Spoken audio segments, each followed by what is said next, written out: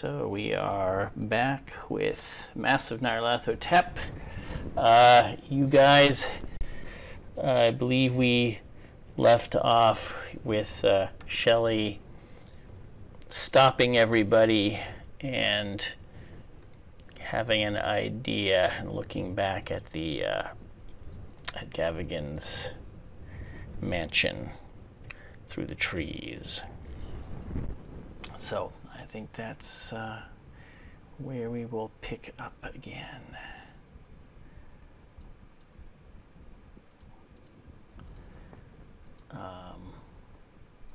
Okay. Do you just want us to jump in? Yeah, we can just jump right in. You, Rory, and Alan are helping Natalya along. She is vaguely conscious, but a little delirious and weak. Shelley stops at the scene of the combat, and she looks around for another shotgun. She looks to the other two. She looks very nervous. I don't know if this will work. We could make it to the car and get away, live to fight another day. Except that I'm not sure Natalya would. She's... Okay, so... Rory, you should take this shotgun. She hands him one of the spares from the combat. You should follow us in, but stay in the dark. Hide near the obelisk, because I know that one way or another that's where we're going to end up. I think if you can find a place to hide, take your time to aim, you could kill Gavigan that way.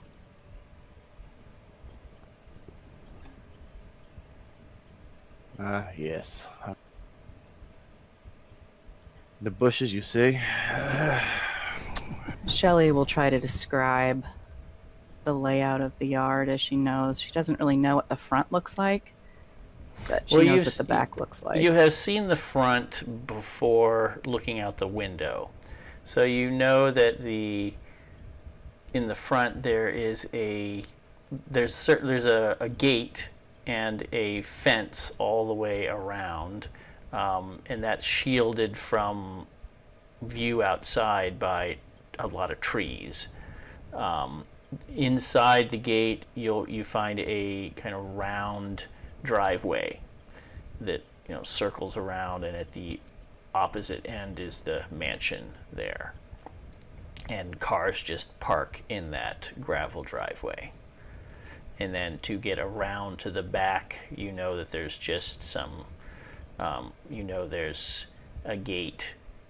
The fence kind of has a split where it continues around to the back, and also there's a gate that runs up to the edge of the house, the fence, and then there's a gate on either side of the house to get in to the back. Yeah, Shelley describes that, sort of drawing pictures in the air as she's doing so. I truly believe that whether or not Gavigan is taken in by me, he'll be so distracted that he won't see you come in. But do you think he might hear me? What kind of fence is this? Well, the yard is quite big. I'm not sure that as long as, a gun doesn't go off, I think you should be okay. Alright, well, we'll see when we get there. If I remember correctly, the walls are high, but they looked climbable. Yes, they are steel. They're like a steel fence with pointed, tops, reinforced every about 5 yards with a sort of a small brick or stone post.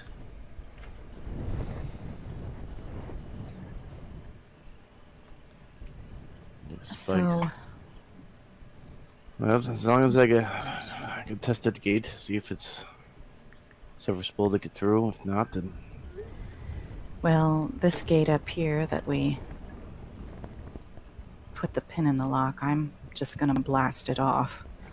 I'm not planning for my approach to be a secret. All right. Well, So you're if you're approaching the gate. Climb somewhere else while I'm doing that, it certainly would be a lot of noise.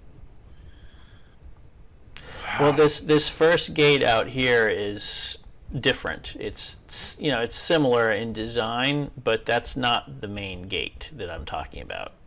Okay.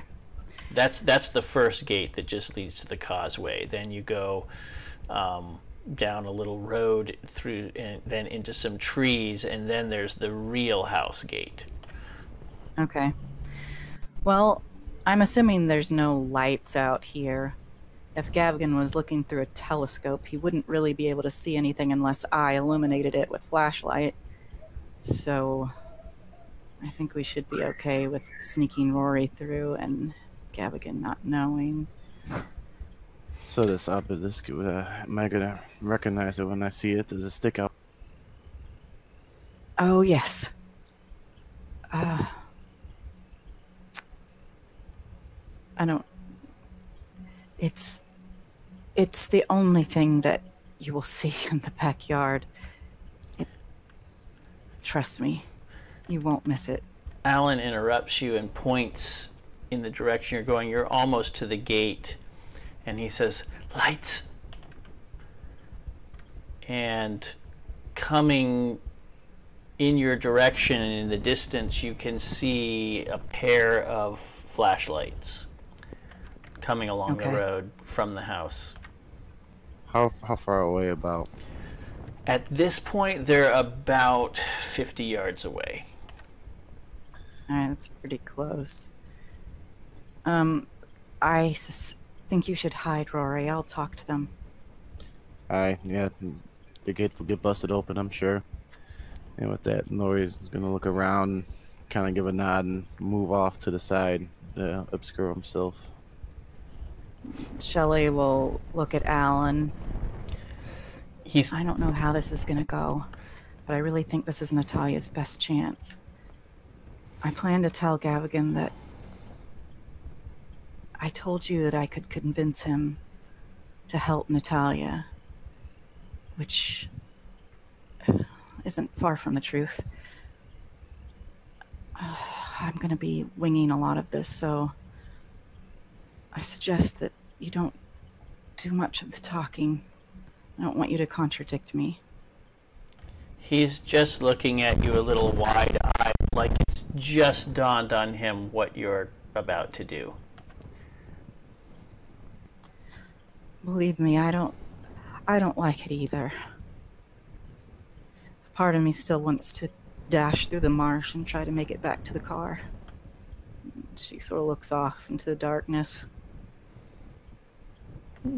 Natalya coming to at this moment and takes a deep inhale, coughing, and takes a few ragged breaths before blinking a little.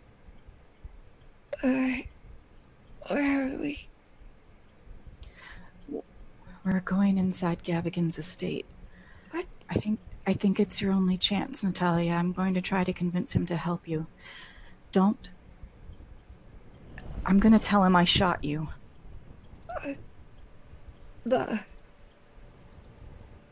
Whatever you think is best. Alan says, "Are you sure?" And when he says that, you hear a voice from up the road. "You there? What are you doing?" And do I recognize the voice? No. And there's you're sort of at the edge of the flashlight. Both flashlights are kind of pointed in your direction, and you kind of realize guys, you standing out on the road, you are probably backlit by the still burning car. Okay. Shelley is going to move forward.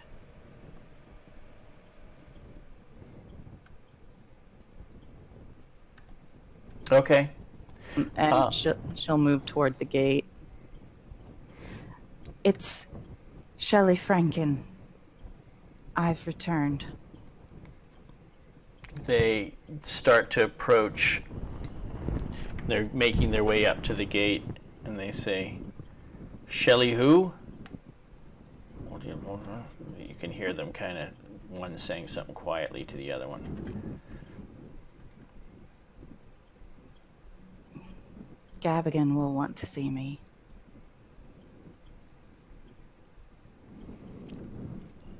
They've reached the gate, and one of them starts to fiddle with the lock. He apparently has a key, and he's shining the light on it, while the other one sort of shines it on the three of you. Alan kind of blinks, and the guy says, "What the hell's going on out here?"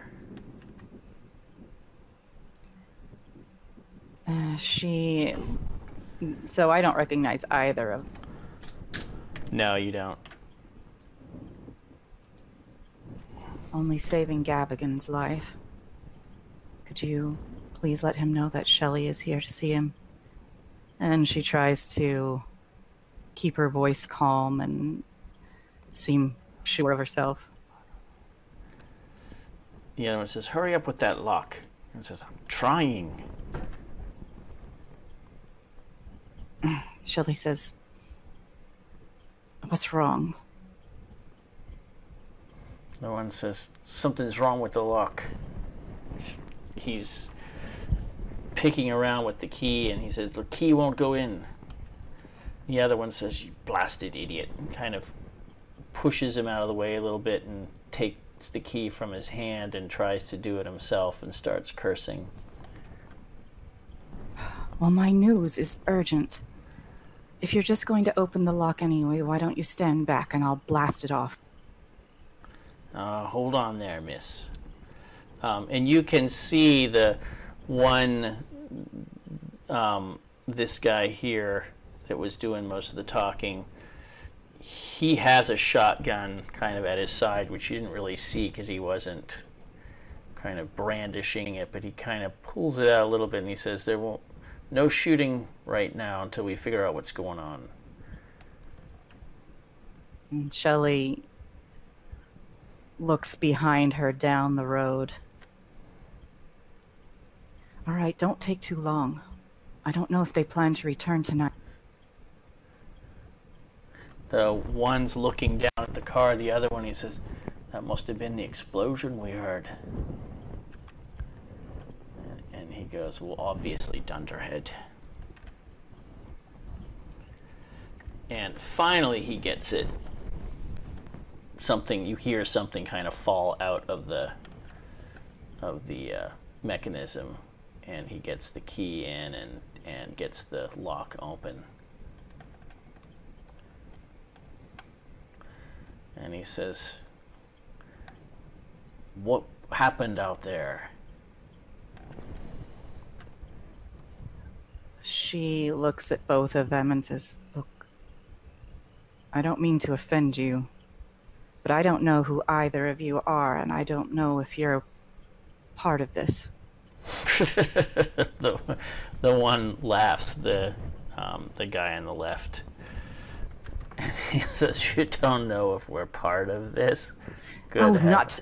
You know what I don't night it know is. if you're part of them, she says, looking behind her. The ones who are against Gavigan. His eyes narrow a little bit, and the other one says, "See, I told you it was Shafiq." And he says, "Shut your mouth." He says, "Right. Come along." And they both kind of step aside to let you three pass. Shelley will say a little prayer, just in her own mind, walking behind them, looking up at the house, wanting to just drag her feet, but forcing herself to keep up.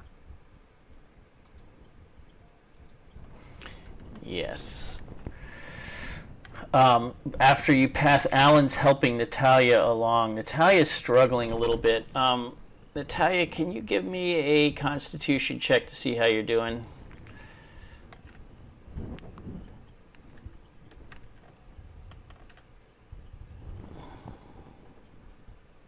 Okay, you're holding up okay. Having a little trouble. As I said, you're weak. You kind of slip in and out of sort of true awareness, and sometimes you're sort of, semi-delirious. But you have enough strength in you to sort of limp along with Alan's help. Yeah, she's leaning on him fairly heavily. Just kind of muttering, "I'm sorry," as they walk along. She mostly has her eyes closed at this point. Not really paying attention fully to what's about to happen, just trying to keep the pain at bay as much as she can. Yeah, that's not so easy to do. The two guys sort of fall in behind the three of you. Shelley, you can kind of see, I can imagine you kind of sort of sneakily, sneaking a peek back at them now and again, and you can see they're certainly not trusting of you. They both have shotguns in hand. They're not exactly pointed at you, partly they have flashlights in one hand and sort of the shotgun in the other, kind of resting across the arm holding the shotgun. Holding the flashlight. So it's not exactly aimed at you, but you can see just from their body language, they're not super trusting at this point. Oh, sure. They don't have any reason to be.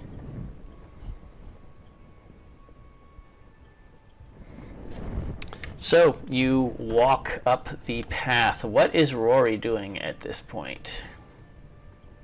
Rory's was keeping an eye, making sure that there was no reason for him to have to shoot any of the gate.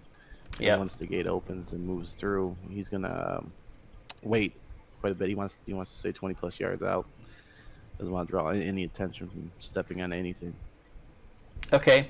Well, they closed the gate again.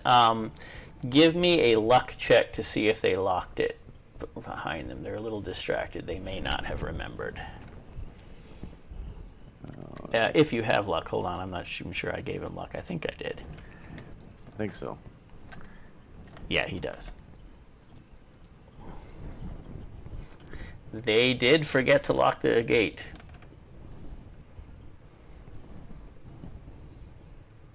So again, he would just let him get pretty far ahead. Yep. Trusting what Shelley said is going to happen.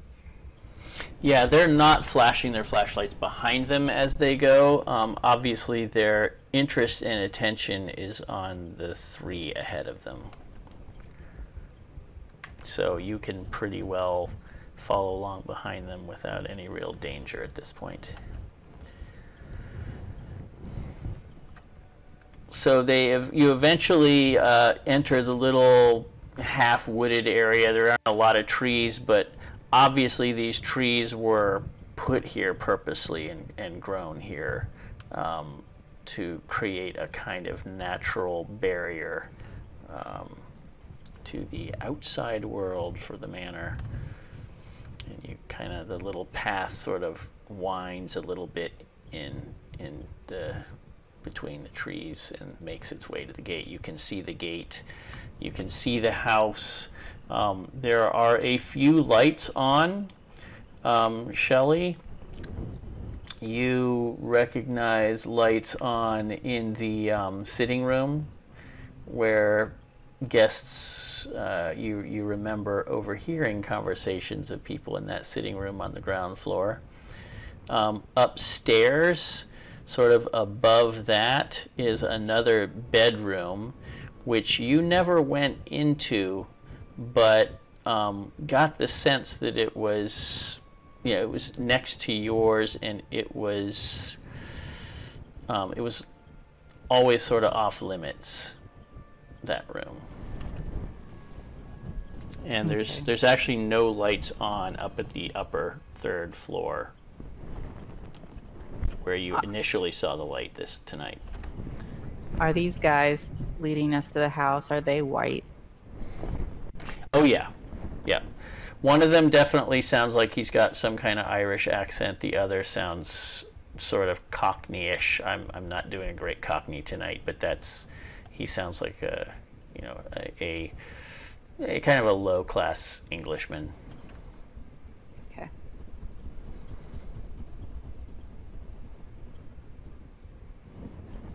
Shelley will, when they turn around and they're approaching the house, she'll say, "So, how many are here?" How many? Didn't you come with the rest of them? No, look, Gavigan will understand. Well, I hope for your sake you're right, says the other one. Well, whether or not he does, it was all for him.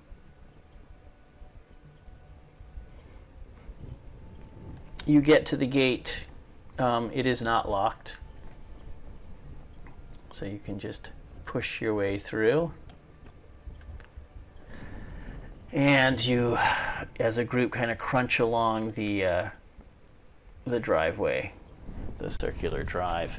In the driveway, you can see there are 2 vehicles. You do not recognize them, Shelley.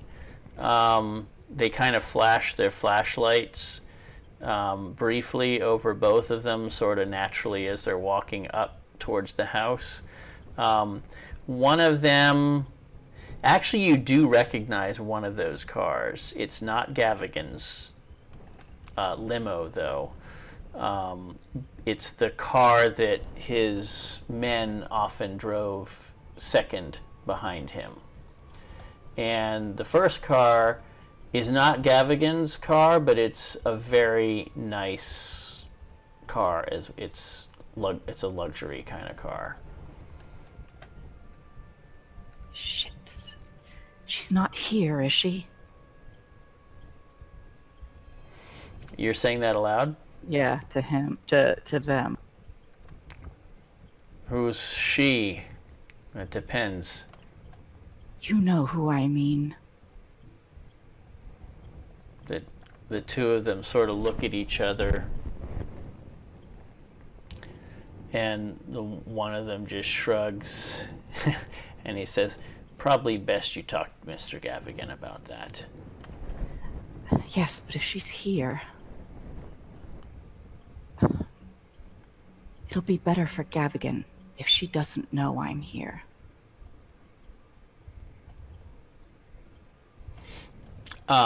Can you sneak me in? He says, "What, Shafiq?" Yes. She says, "She's not here. We assumed that was her back there. It wasn't?" It was her people. I never caught a glimpse of her myself. Good. Then it worked. You can see he just kind of shrugs. He's obviously not following what you're saying, but it doesn't seem to bother him that he doesn't follow.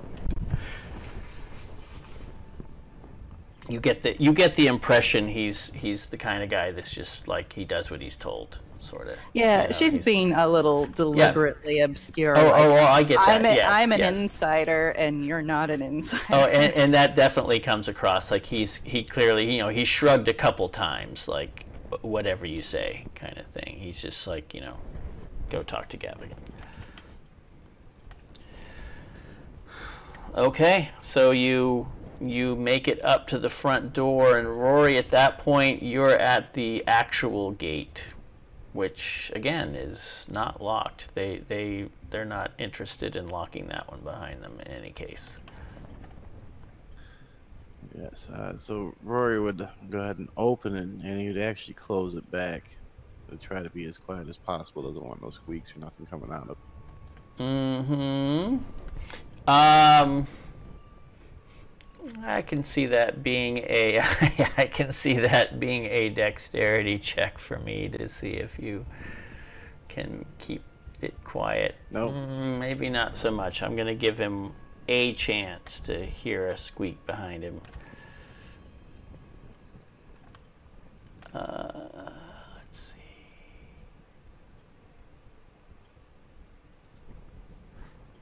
Now, he does not seem to take any notice. When you do that, it just so happens that's when he and Shelley are speaking. Excellent.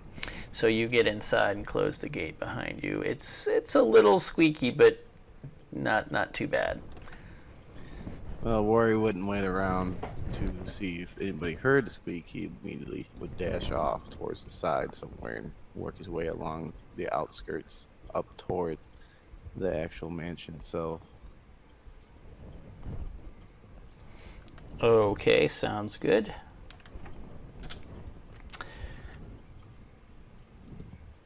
I have a map of the mansion. I'm going to move everybody to that. I'm using Fog of War, so I'm going to have to reveal things as you see them. So give me just a second.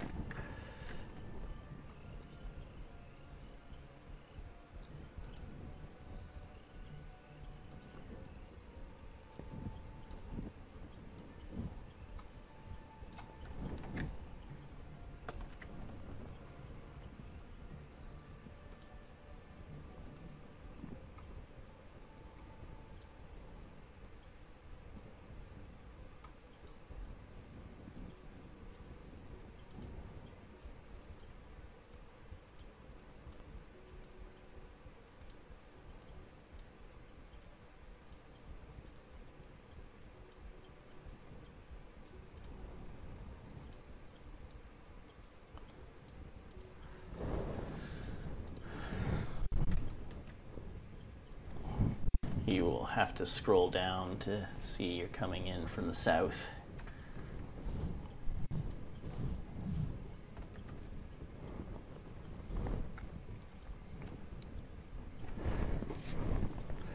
So you can see the front door. There are some lights on. The door has a couple of, small little glass, not exactly windows, but very small, like a few inches wide, and maybe a foot in height. And you can see some light behind the glass there, and light coming out that window as well. Shelley's going to, take off her bulky coat and scarf and sort of pat herself down. And she wants to look as feminine and appealing as possible.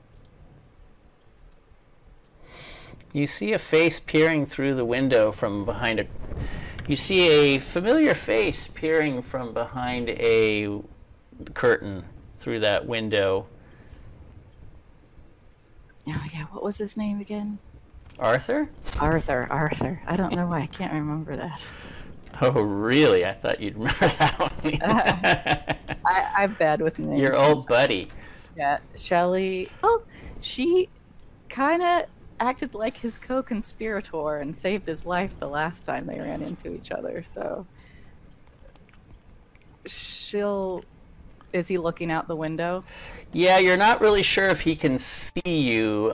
He can certainly see the flashlights and maybe get a half glimpse of you, so it's not really entirely clear what he can see.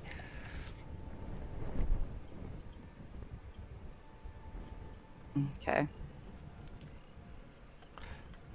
But he kind of disappears from the window about 2 or 3 seconds after peering out.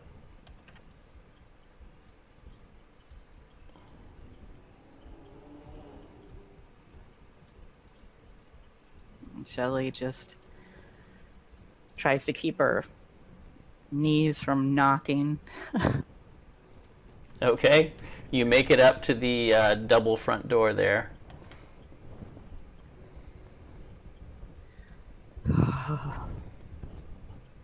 This has got to work. Yeah, Alan kind of throws you a, obviously, are you sure of this kind of look. Too late now. Yeah. All right, you're at the door. So they're behind us. They're just letting us knock. They are, yeah. They didn't even take away my freaking shotgun.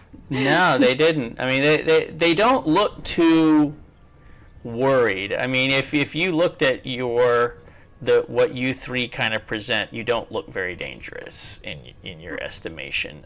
You have a shotgun, but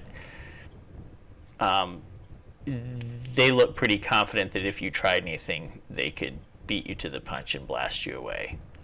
Sure. Shelley is going to go up to the door and see if it's unlocked. It is. Well, rather than knock, she's going to act like she has every right to walk in the door, and so she's going to walk in.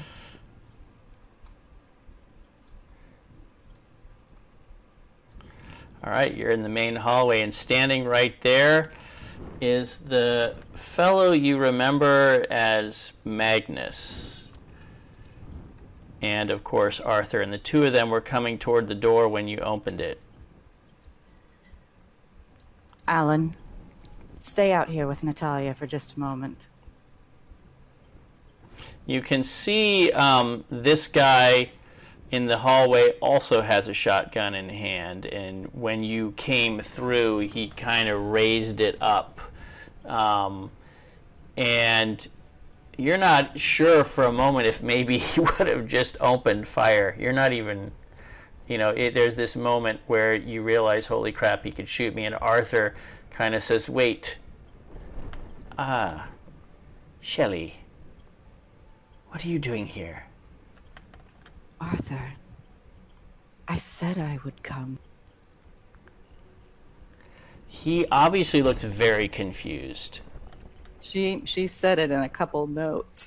Oh yeah. She told him in the car. I know. I know, but he still looks confused. Okay, sure. He says, I told Mr. Gavigan, but he didn't believe me. Who would? I can't blame him, but Arthur, after tonight, I hope that everything will be made right. And I'm so sorry for how I treated you before. You say that.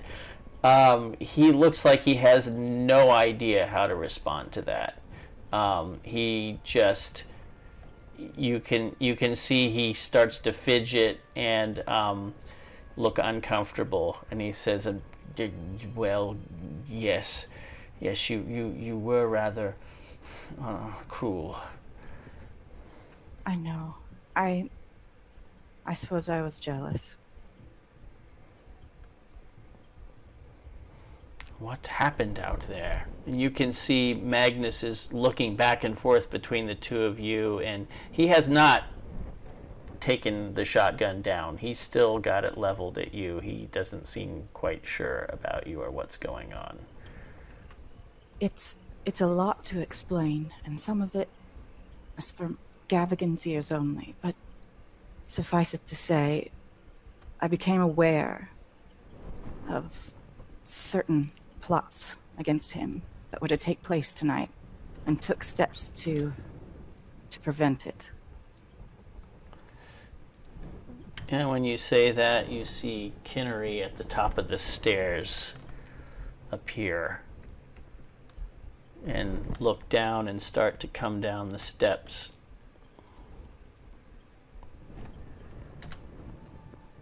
Oh, And he great. says, Arthur, what's... Miss Franken, what an unexpected pleasure. Shouldn't be unexpected. I said I would be here. Yes. Look,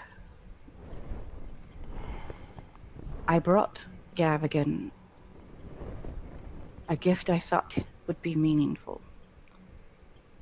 But I don't wish it to bleed out before we can make use of her. He frowns a little bit, and you hear, actually, let me see if Alan heard that.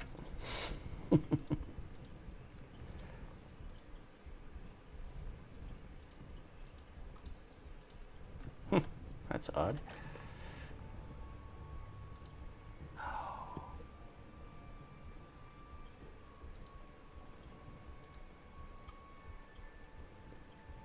Yeah, just 1 second, sorry.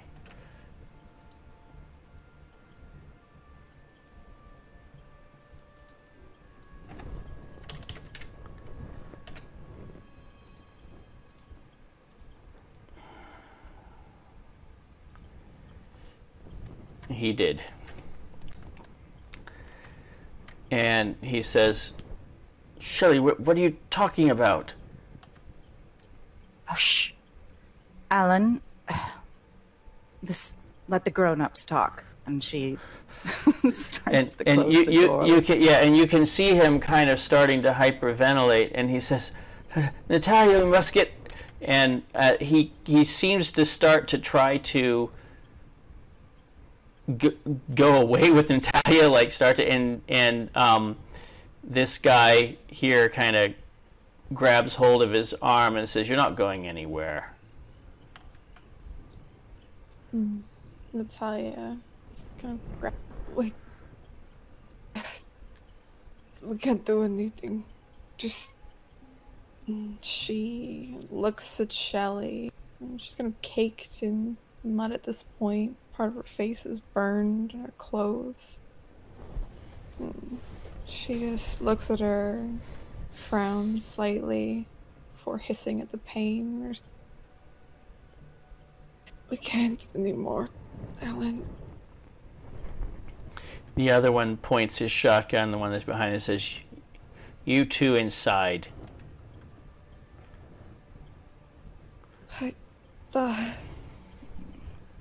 Shelley moves forward to make room and says, Yeah, they back up a little bit. I had them convinced that help was imminent here. I suppose there's no sense in maintaining that now. Kinnery,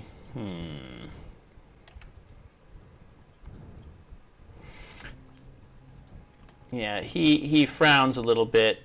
He says, "Oh."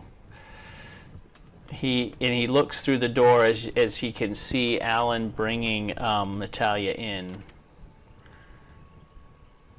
and kind of quickly assesses, that there's somebody who's bleeding, and he sighs, and he says, "I suppose you'd best put her on the let's see. Yes, on the dining room table." Shelley holds out her coat. We don't want to get blood on it. Arthur goes and opens the door here.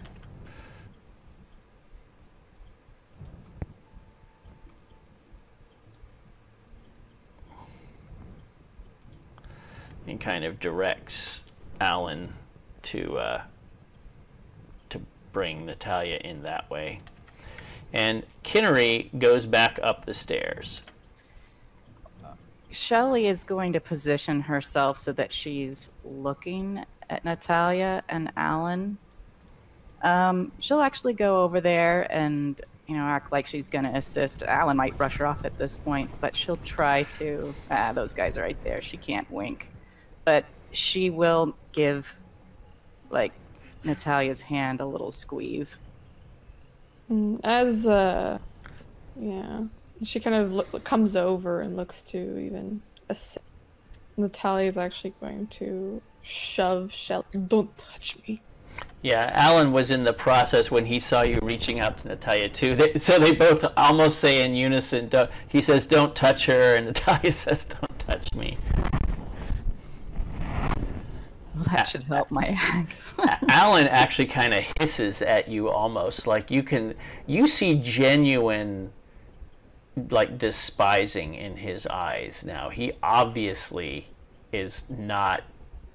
He took you at your word back there. He really thinks you are betraying Natalya right now. Yeah. He needs to think things through a little bit, but I can understand why he would feel that way. He's in panic mode. So yeah, Magnus kind of backs up with the shotgun.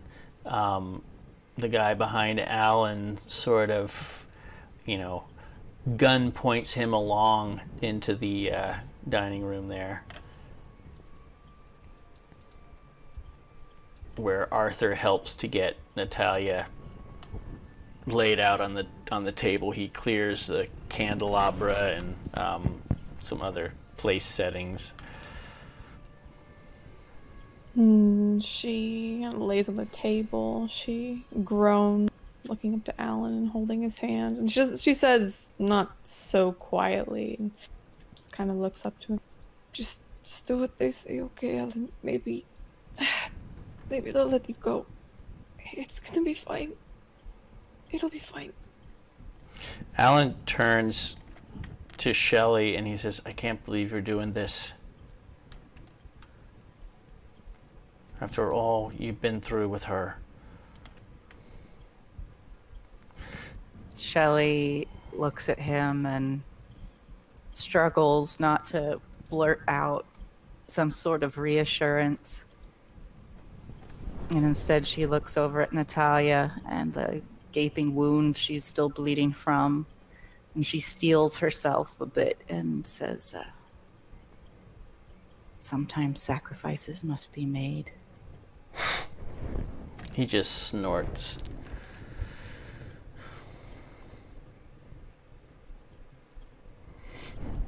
She kind of looks up towards Shelley and to Arthur. So, what is it exactly? Same thing as New York.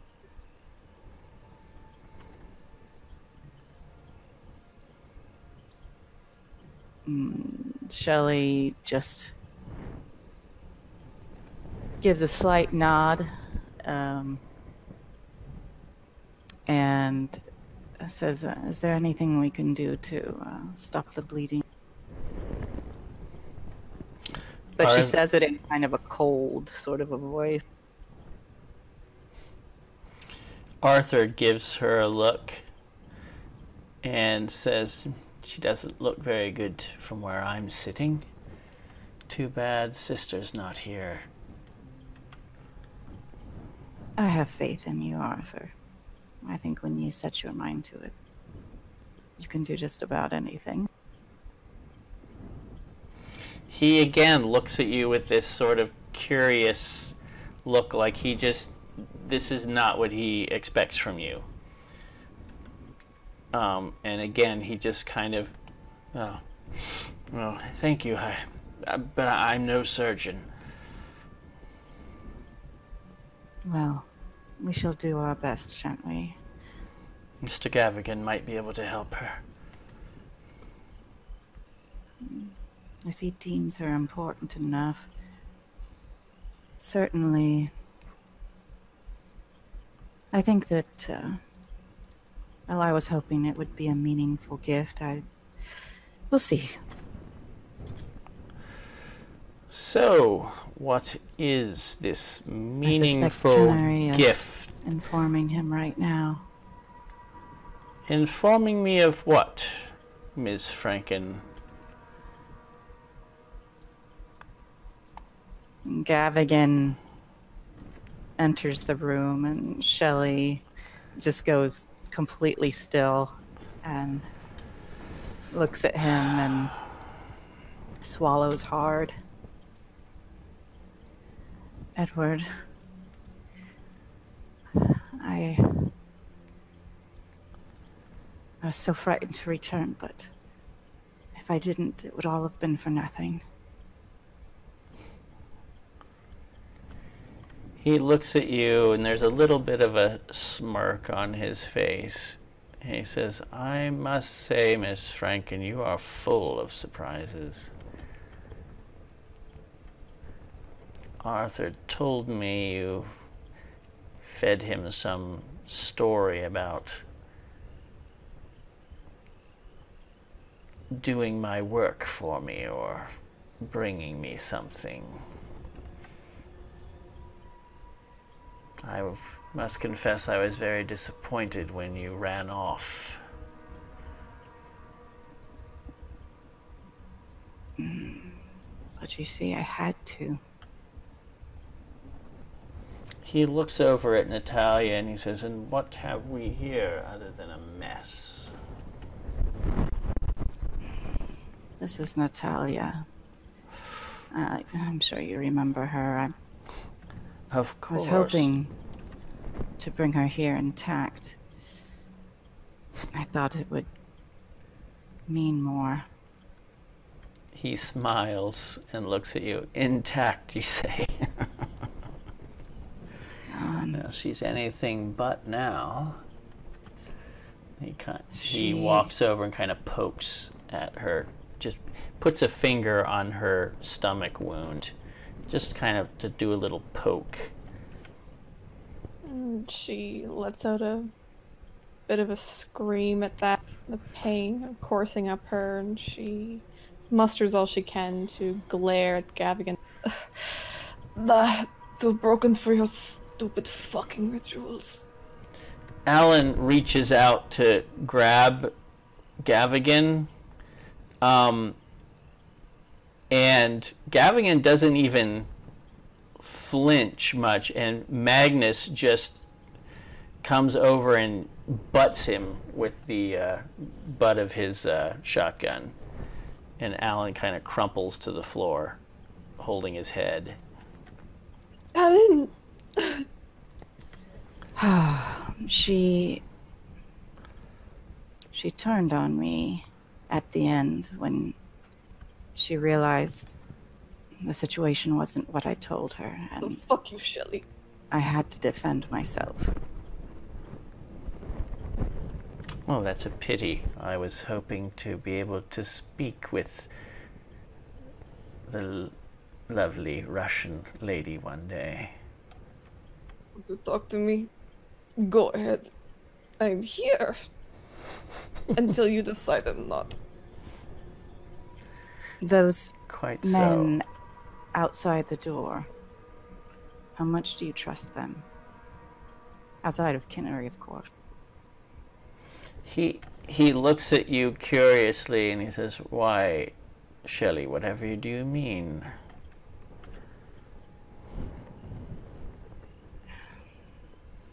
Part of the reason that I couldn't return the last time,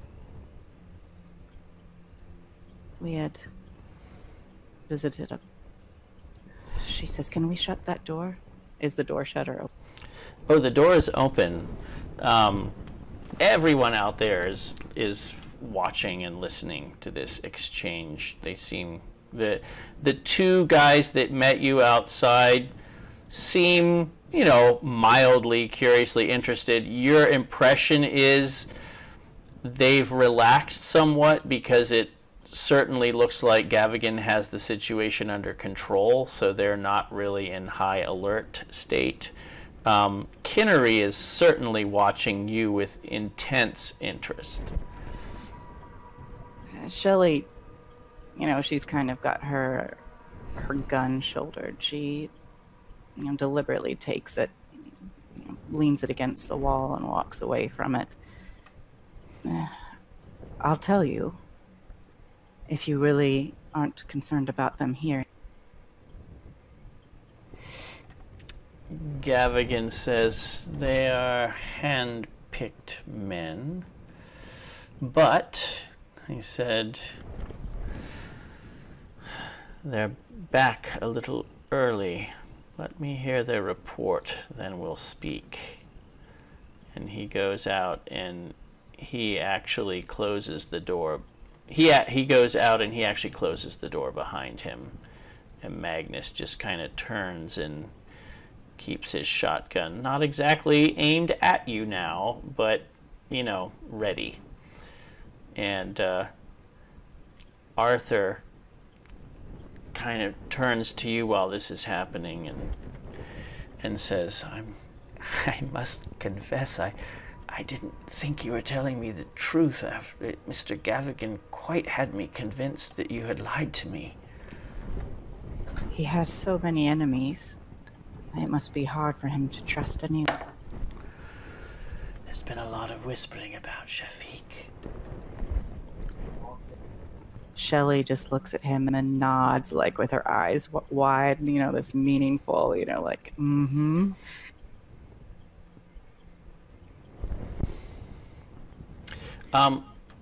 What is Rory doing during this time? He's had about 10 minutes of time, maybe, since they've started their conversation and then disappeared inside. He is continuing as instructed and trying to find his way behind to find the obelisk. Okay, well, that can be done. I didn't actually put the fence in.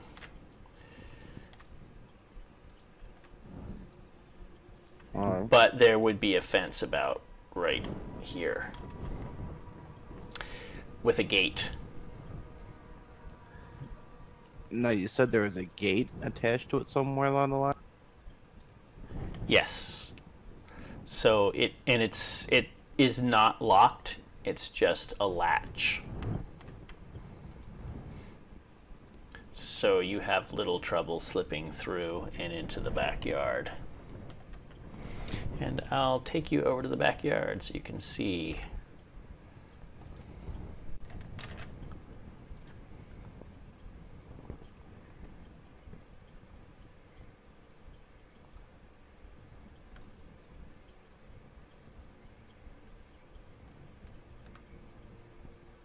Oh, hold on just a minute. Why don't we take a really quick break here? The fuck you, Shelley. Well, what's she supposed to say? Oh no, it's good. Natalia's like, I have to be mad at her right now. I can't just say nothing. Poor Alan, what a schmuck. No, it's like, oh, you're so caring. You're so nice. Well, at least he hasn't said anything about Rory. Yeah, well, he got knocked the fuck out, so that's kind of a good thing. Shelley was like, oh man, I hope he doesn't say anything about Rory now that he, What about Rory? I'll be right back. Don't threaten us.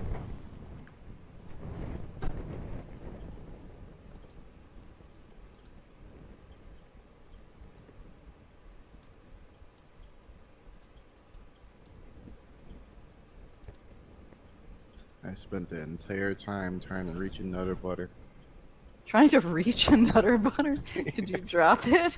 It was just out of reach, so I'm like listening and getting creative with trying to knock it over so I could get it closer. Okay. It was rough going. Yeah, that sounds hard. You've got a hard life. Mm-hmm. I'll be right back.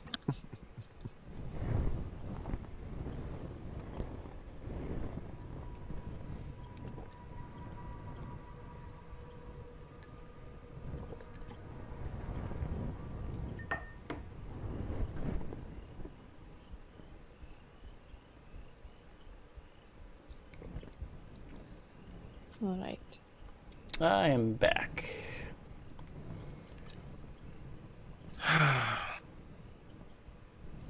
We are all going to die. One day. Well, Rory's Shelley will be fine, but Rory's just gonna run off. yeah. Like, fuck this shit. And then Thaddeus will wake up and be like, "Where is everybody?" Poor Thad.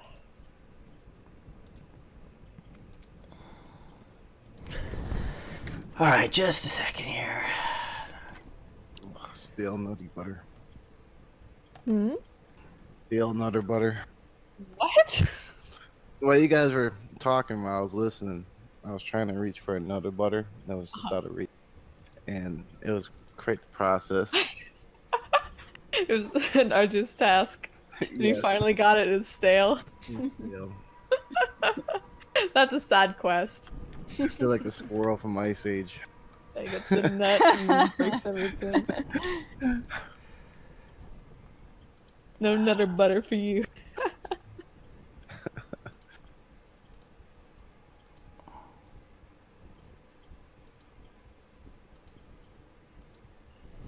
Like, it wasn't even worth the effort.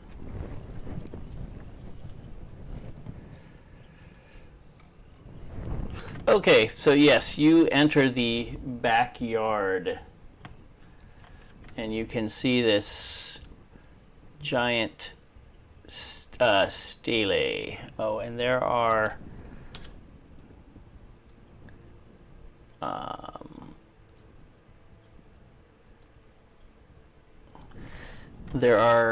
fire pits that you can sort of see, but it's pretty dark back here. All right. So I'm assuming are those trees, bushes, Yes.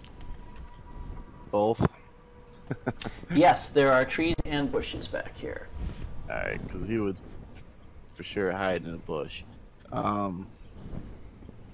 Is there anything about these fireplaces that stick out, like something that because he's trying to get a good spot where people will be standing when he shoots, if he has to shoot at Gavigan? So, if you kind of inspect these, you can see that there is wood already kind of prepped to be lit, but it's not lit yet. Okay, he would try to stay on the outside of that then. He doesn't want to be shooting across the fire or nothing. He wants to shoot on the same side. Okay, so you're gonna wait somewhere, it looks like. Yeah, that's probably a sensible spot. The house, Yeah, what direction is the house? actually, it would be, you would actually have come in from this side, and in that direction, the house is right over here.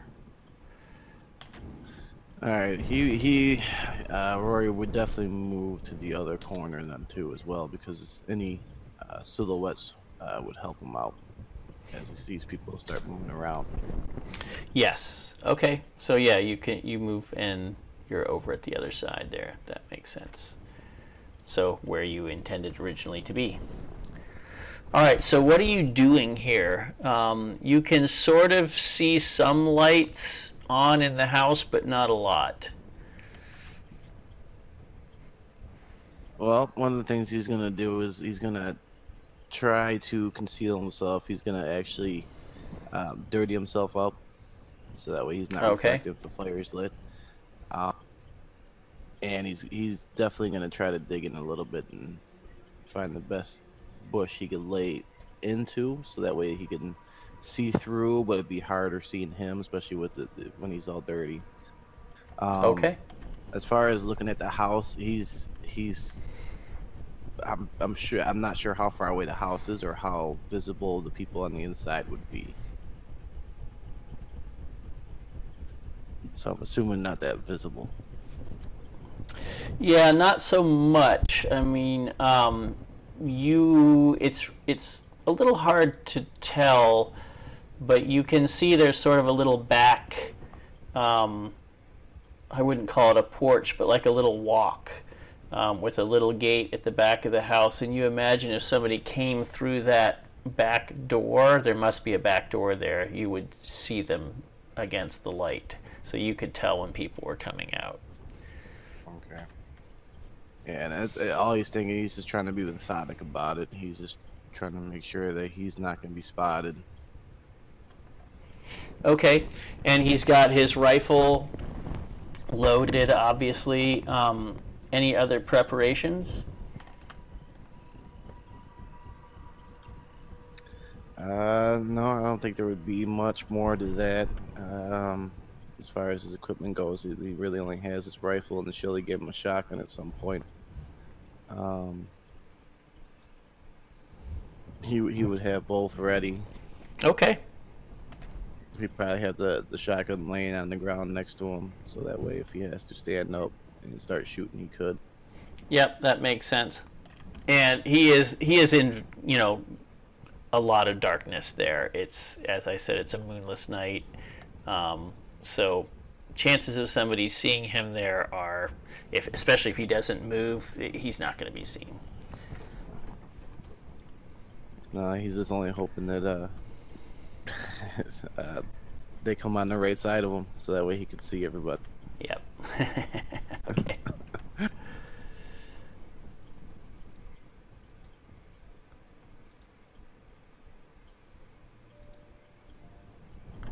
All right, back inside.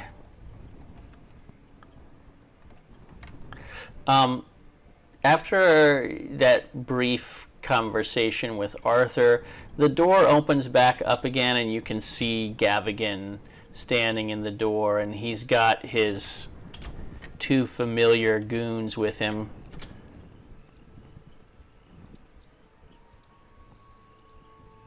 That you actually recognize. Yep. One of them's probably not happy with me. Yes.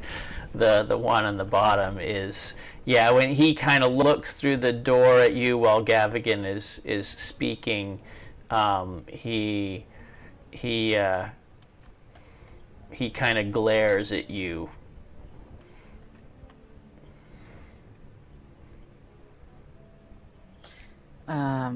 Shelley looks at him, tries to express a little bit of apologeticness, but not shame. She's basically trying to stay as composed as she can. Yeah. Give me a power check right now. I'm going to give you a bonus die because the stakes are high. I think you would be, your adrenaline going and... Ooh, so with a bonus die, extreme. Okay, well, then you are really keeping it together here. Probably surprising yourself as to how much you're keeping it together. Yeah.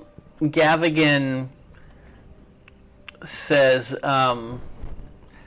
well, Shelley, perhaps you and I ought to speak.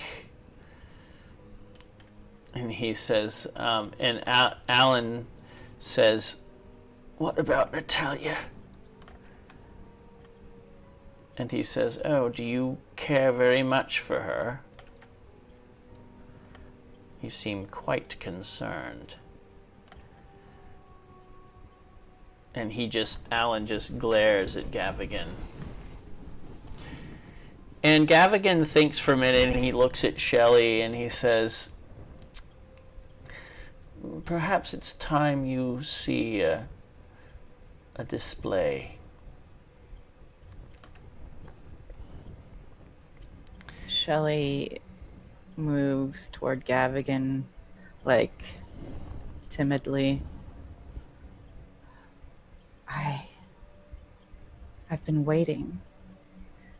Please, show me. Yes. He says, you care very much for this woman, do you, young man? And again, Alan doesn't say anything.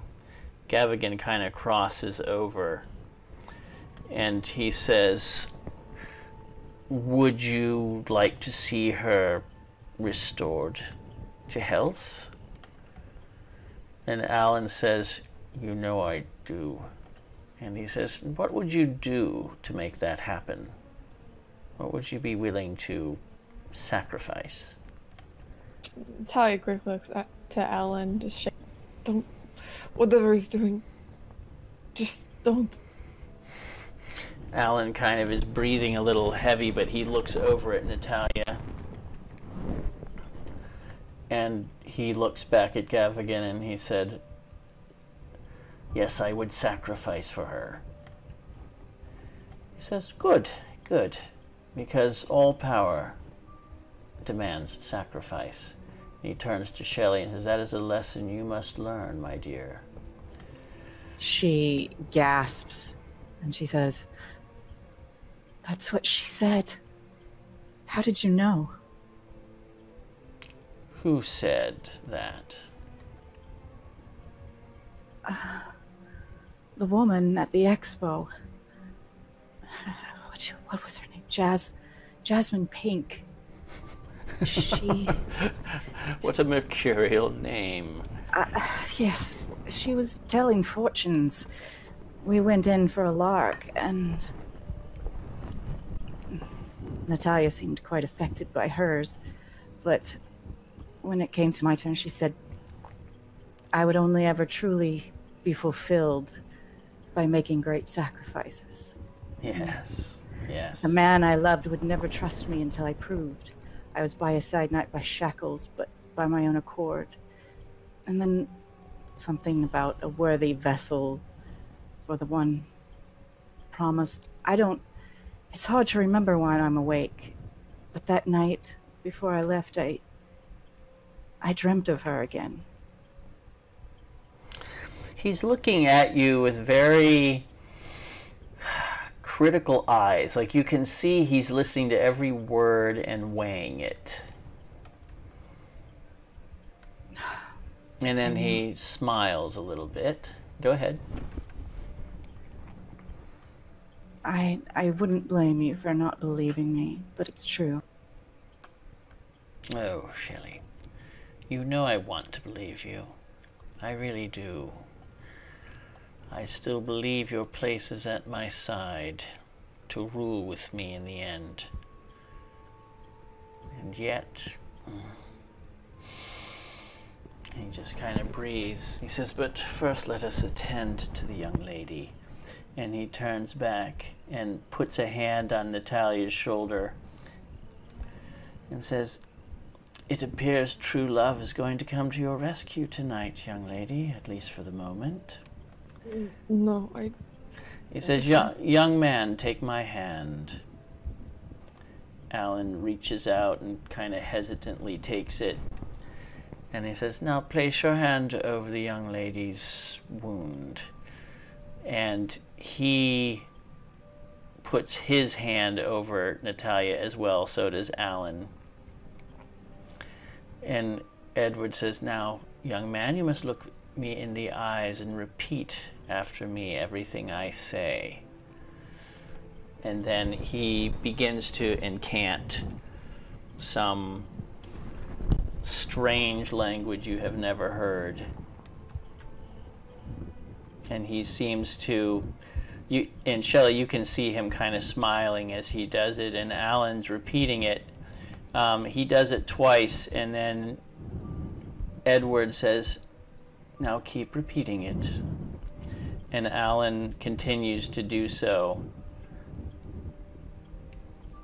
And you can, Natalya, you can feel a strange sensation in your stomach. It's odd. It's almost like worms crawling into your innards and squirming about. And Alan's hand feels very hot to the touch. Natalya she starts whimpering and crying and just begging Alan to stop. Alan continues to do this, and his voice becomes almost maniacal as he continues to repeat it, and Gavigan just smiles and says, "Yes, that's it, young lad. Continue, continue." And finally, Alan cries out and collapses on the floor. And Gavigan seems to have no interest in Alan anymore, and he inspects Natalya's stomach. "Yes, yes, very good indeed. See, Shelley, for yourself." Shelley moves forward. Natalya has actually passed. To look at Alan. Yes, and Natalya has actually passed out for a moment. Hesitantly, she takes the fabric of Natalya's shirt and pulls it back to examine the site of the wound. Yes, it's still bloody, but the flesh has somehow closed up.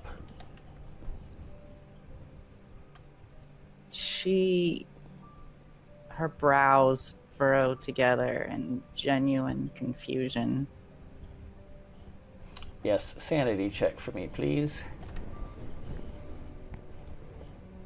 Okay. This girl is unshakable. Yeah, I think, whatever is in her mind right now, she's a woman with a purpose. Somehow this does not shock her, which ought to be shocking to her in and of itself. I think subconsciously Shelley knew that he could heal her, but it wasn't something she was willing to admit to herself. And so while she's not surprised, she's pushing the how away mentally. Instead, she's just grateful that Natalya is not bleeding. She looks at Gavigan. That's amazing. I could have sworn she was shot clear through. Oh, she was, I'm quite certain. It is not easy to stave off death, but not impossible. But as I said, there is a price for everything. And he grabs Alan by the hair and kind of pulls his head up. He doesn't even look at Alan. It's almost as if he knows exactly what he's going to see. And you can see that Alan looks like he has aged like 20 or 30 years. Shelley will slowly walk around to where Alan is, put a hand on his cheek. He looks dazed and completely disoriented.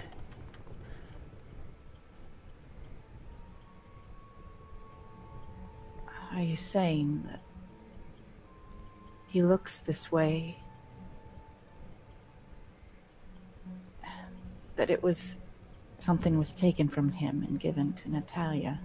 Yes, quite perceptive of you, my dear. He gave some of his life so that she might have it. I'm not sure she would have had it that way, but she shrugs. I'm afraid it wasn't her choice to make. Indeed, And it wasn't.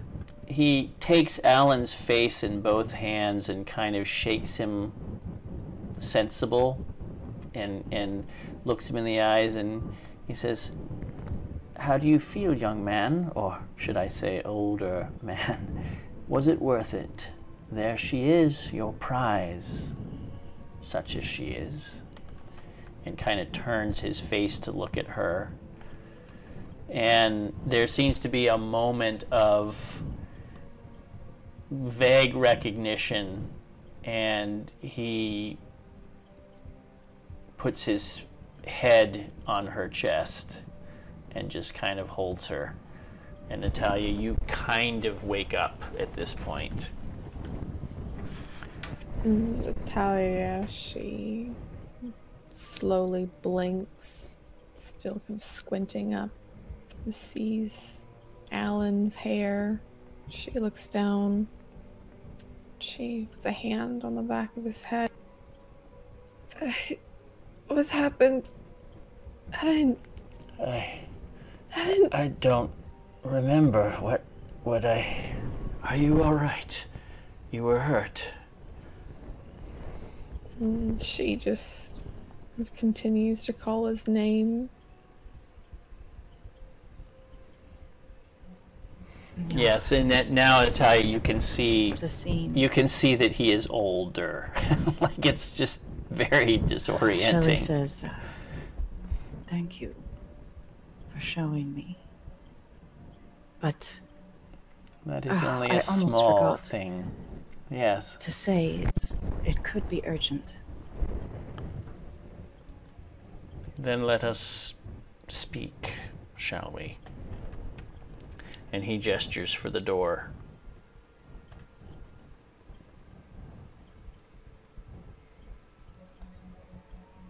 And Shelley heads to the door, looking at the guy with the shotgun, with a raised eyebrow, like, you're going to let me through? And Oh yeah, he does. He steps aside when Gavigan gestures. And she'll open the door and head into the hallway. And She'll give a parting glance to Natalya. I'll be seeing you soon, my friend. She doesn't even pay attention to Shelley. Her entire focus is on Alan, just holding him close. What happened? Gavigan says to Arthur and Magnus, get them situated upstairs in a room. Keep an eye on them for now. And I suppose you ought to go and fetch Dorothy to clean up this mess. Have her return to her quarters immediately thereafter. And then he follows you out. And gestures you across the hall to that door.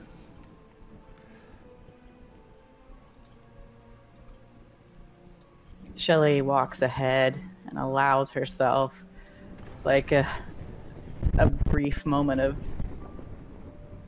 genuine expression on her face while she's walking in front of Gavigan.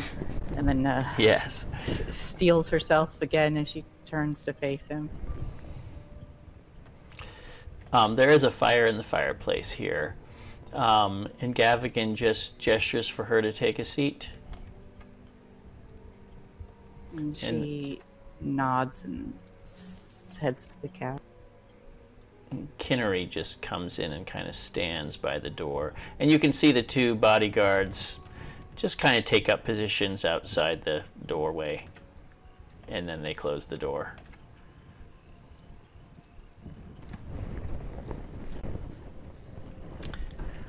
Shelley swallows hard again and looks at Gavigan. Will you join me here? And she pats the couch next to her. He says, I can see you better from here. There will be plenty of time for that later. But first you must satisfy me. She stifles a shudder and says, of course. Let me see. What have I said and what haven't I? The day I left, I knew you would never really trust me unless I left and came back, unless I proved myself to have some value to you. I thought that by arranging for Thaddeus to be taken at the hotel, that would be a first step, but shortly after that, Natalya mentioned something to me, almost as if she hadn't given it much thought. She said that when we were separated at the Blue Pyramid Club, a conversation was overheard. And that, the woman, the British woman who could speak Arabic, Oh, she's not British. Unless you're speaking of someone no, not the one I think. the one, our companion who was with us. Oh, I see. Yes, yes. She had explained what it was that they had both overheard. That two Arab men were speaking, and Oh, Miss Hall. Yes. Their ears, her ears perked up when they mentioned your name. That something about your leadership floundering, that it wasn't right that a white man was at the head. And by the next darkest night, she would supplant him. Edward glances over at Kinnery. Kinnery is kind of stone-faced, but he meets Gavigan's eye, and you think you catch sort of a meaningful, subtle communication between them, but obviously that said something to them. Spurred on by what she's hoping is some kind of confirmation, she says, that didn't really mean much to Natalya, other than that there might be some sort of power struggle to exploit, but I knew that a man like yourself had almost certainly have dangerous enemies, and that as much as it might destroy the trust between us, I needed to be patient to make sure that whatever plan she had didn't happen. And so I convinced Natalya to bring Alan, she wouldn't leave him behind, and come here tonight and wait for this group of Arabs to arrive and set up an ambush. But I told her that it would be you there, that we were there to kill you. But I knew that you wouldn't be, that you would never make yourself so vulnerable. You can see him draw in a breath, and he's definitely staring you down at this point. Give me a power check. I will give you a bonus die because of your earlier sanity check and all of that. Like, you're obviously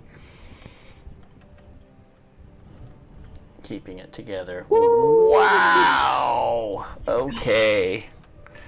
Yeah. He kind of makes a tent with his hands and closes his eyes and presses up against his forehead, and you can see he's kind of deep in thought for a minute.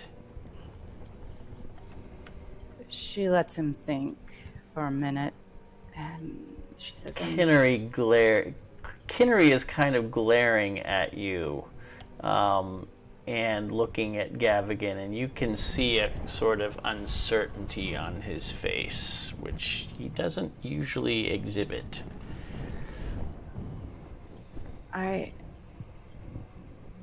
It was when Natalya saw that you weren't there, she turned on me and said I was trying to kill her. She came after me and I shot her. Alan didn't see it happen, and so I was able to persuade him that he could bring her here. And Gavigan rises and walks over, and he puts a hand on your shoulder. And he just says quietly, "You have done well, my dear. Very well." with that, Shelley allows herself to tremble a little bit and to cover her face with her hands, and she actually starts to cry a little bit, and it's it's completely genuine. Like, this is I just bet. some like, oh God, he's not gonna kill me. Stress tears and she said, oh, I wasn't There, sure you'd there. believe me, but it it didn't matter.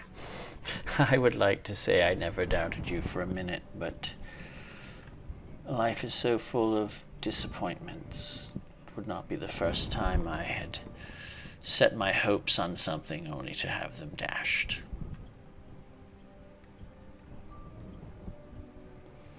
She pulls herself together as best she can and wipes at her eyes. Forgive me, I'm such a woman sometimes. It's one of the things I like about you, my dear. You're an extraordinary woman, fit to rule beside me, as I said, and to discover the mysteries of this universe, which shall shortly be unlocked. She looks up and meets his eyes,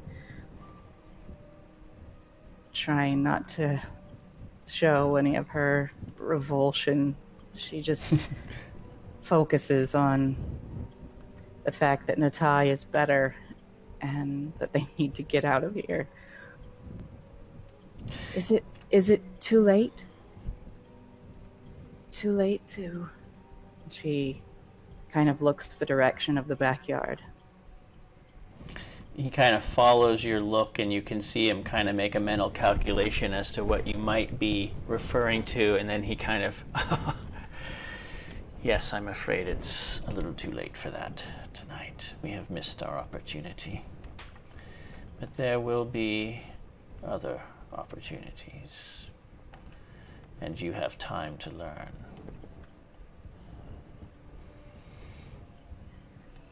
She doesn't have to fake her disappointment at that.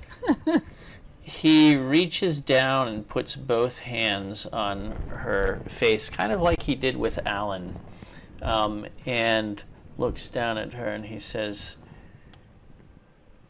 "You must understand, it is your work that has pushed us over the edge and made it possible. You, Shelley,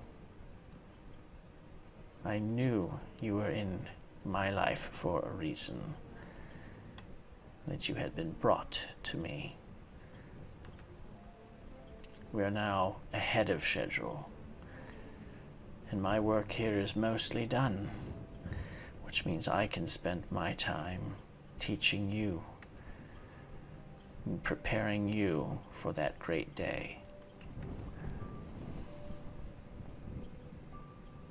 It takes Shelley a minute of thinking to realize that he's talking about the work at the factory. I was afraid that when I left, everything would stop.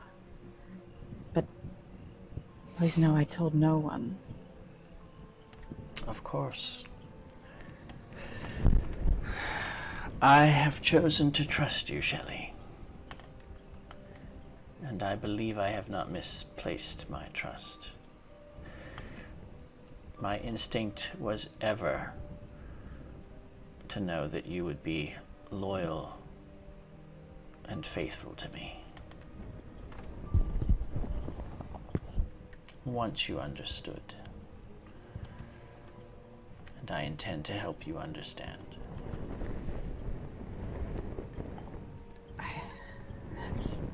I do want to understand everything.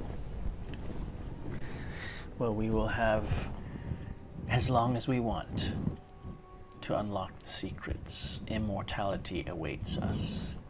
It is our promise.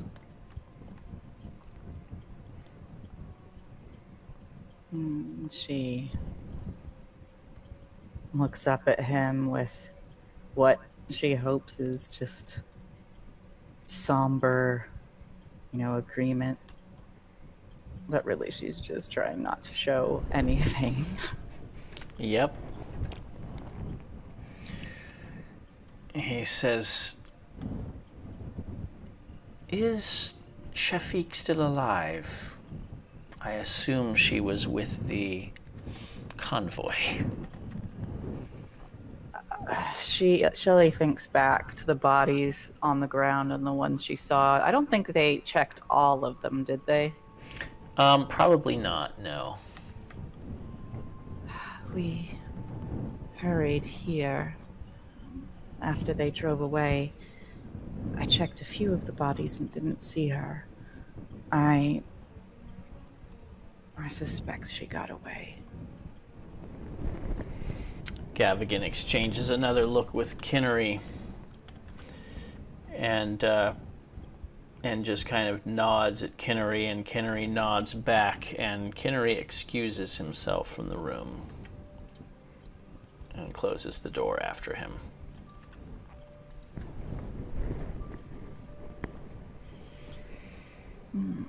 So, what's to be done about Natalya? Well, Natalya and her older gentleman, well, I suppose they will have to be guests downstairs until I can discern if there is anything useful to be gleaned from them. But you must put your mind from them, Shelley. They are not important. There will be another celebration a month from now. I had hoped that it would be tonight. Tonight was supposed to be our grand acknowledgement of our success here, our great success. But I suppose I got something even better. And he just touches your cheek lightly. It will be worth just the smiles. wait. Of course. I'm sorry for being so disappointed. Oh no, not at all.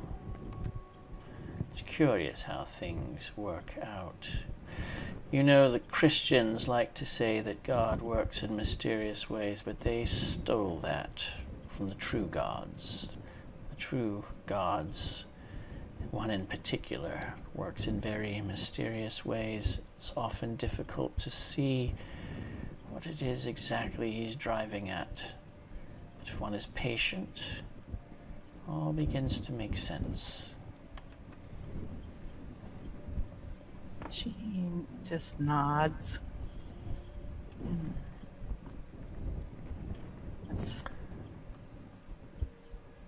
reminds me of the new moon itself. That somewhere out there we know it's looking down, but we can't see its face. Oh, but we can, and you will. You will see his face when the time is right, and it will change you forever.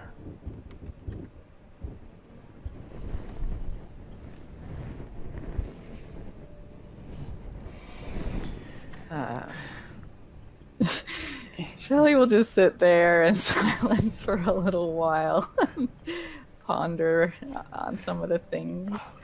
And he says, "Do not fret, my dear. I do not mean now. You are not ready. To those who are unprepared, I'm afraid it rather sends them over the edge into madness and confusion. No, when you see his face, you will be ready for it. You will be eager, and it will be a revelation."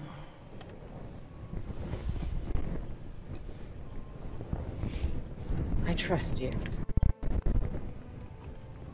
That as well. He says, "You have had a very trying night, I think. Perhaps we should retire."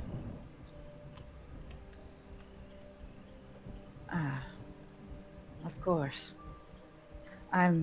She looks down at herself, and I'm sure she smells of smoke and Oh yeah, she's gasoline. She's kind of a dirty mess, yes.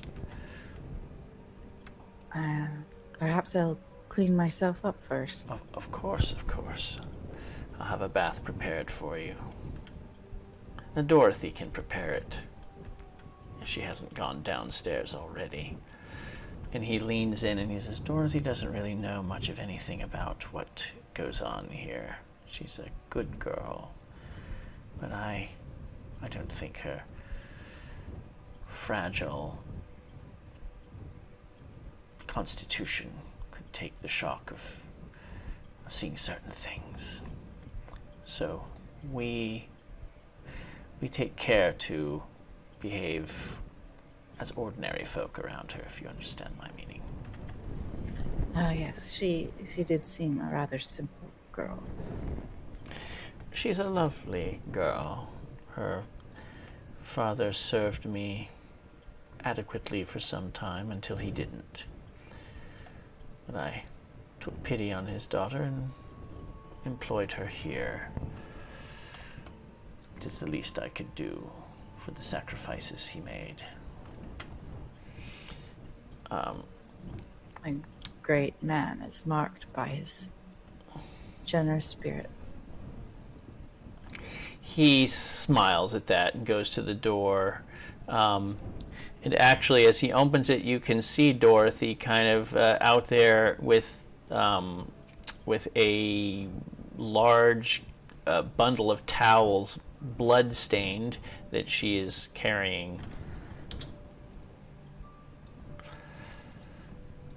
And Gavigan says, Dorothy, you remember Ms. Franken?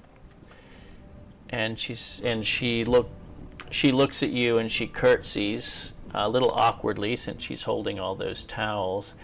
And he says, Shelley will be joining me for a while. Would you be so kind as to draw a bath for her when you are done with all that? Dorothy says, yes, of course, sir. And she kind of exchanges a little glance with you. Shelley just looks at her very seriously, then just gives the slightest of smiles and nods. It's good to see you again, Dorothy. It's a pleasure to see you again, Mum. And she gives an awkward little bow and heads off down towards the downstairs, under the stairs there.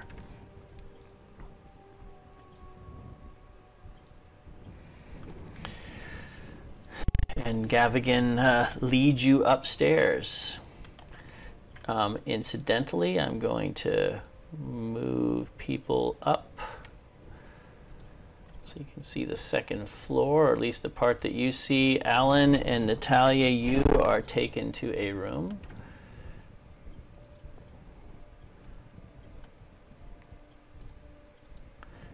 Just give me a minute to set it up. Why don't we take a quick little break again, and then when we come back, I'll show you what you see. Okay. I can't believe you've done this, Shelley. You were gonna die otherwise. I don't know. I think I'd rather Alan be fine.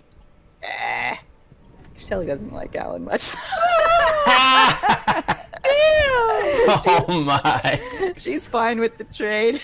Natalya is definitely... At this point, she's like, hold on.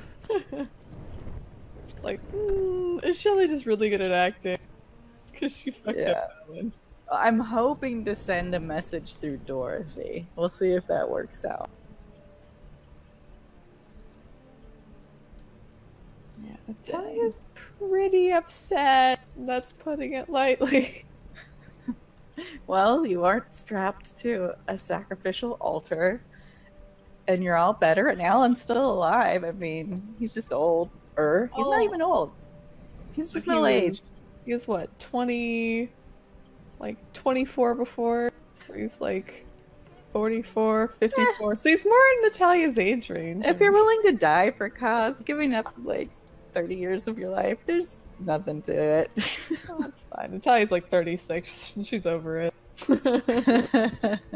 he's still in age range. It's cool. It's the insanity that accompanies the yeah. rapid aging. Yeah, I have to comfort that boy. man. I hope Gavigan teaches Shelley some magic. She'll manage to convince herself that it's science. It's science. Thank you for teaching me this science. It's science. All the science. Hand me that science book. Blood science. Keep reminding me of the babe.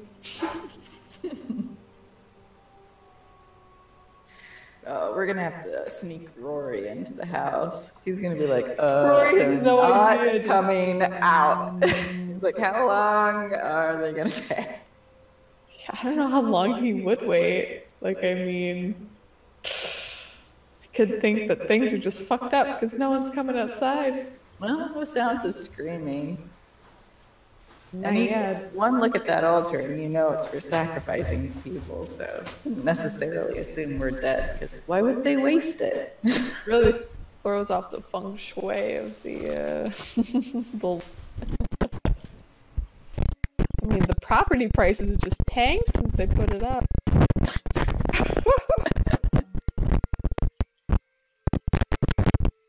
No investor's gonna buy this place after the.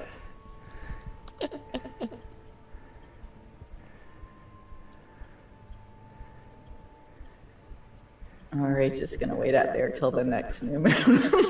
Yeah, Eating just berries. constantly. Growing a beard. Shitting in the forest where the dude float. They sense him though because he stinks so much. They're like, oh, what's that? He's like, hello. How did this homeless guy get in here? Hello there. Sim, are you back? Sam. Yeah. Yeah. So Rory's back there, and time is passing, and nobody's coming out. And you can see a light on the second floor, but that's really about it. It's like there's no activity that you can really see. Although, I guess, give me a spot hidden check. Actually, I'm not even going to make you do that. You would see through the windows. On the second floor, obviously there's like a landing for stairs with a couple of glass windows. And you see people go up those stairs, and Natalya and Alan are among them initially, and then about 10 minutes later you see Gavigan, who you've never seen, but a man, and Shelley going up the stairs. So now you're aware they're not coming outside, at least at this point. They're going upstairs, and your impression of it was not that they were like at gunpoint or anything, although maybe Natalya and Alan a little bit, but Shelley seems to be not at all, you know, her attitude is not one of concern or and she's not acting like a prisoner, I guess I'd say. Well, I mean, he's just been waiting a while, right? So. Yes, he has. And seeing that Alan, you know, was walking up, not in distress, I guess, you'd kind of like hesitant, because he wouldn't want to go to the house, right? Because that you know, he knows he's outgunned. Mm-hmm. Does Shelley ever end up in a bathroom with a window? As a matter of fact, yeah, but I want to see what Rory does. That's why I'm asking him first before anything else transpires. Yeah, no, I'm thinking. I mean, because he would always wait as long as possible, just an off chance something does come out that door. But seeing all the stress going on and thinking that something, there wasn't obviously something's not as hostile as the thoughts were. And him showing up to a door and knocking on it for any reason apparently would be a bad thing. Like it'd be kind of unexplainable. So he might try to slip off to the car. Because he doesn't even know who Gavigan is. So he doesn't even have like a target. He's never seen Gavigan. He doesn't really know much about him.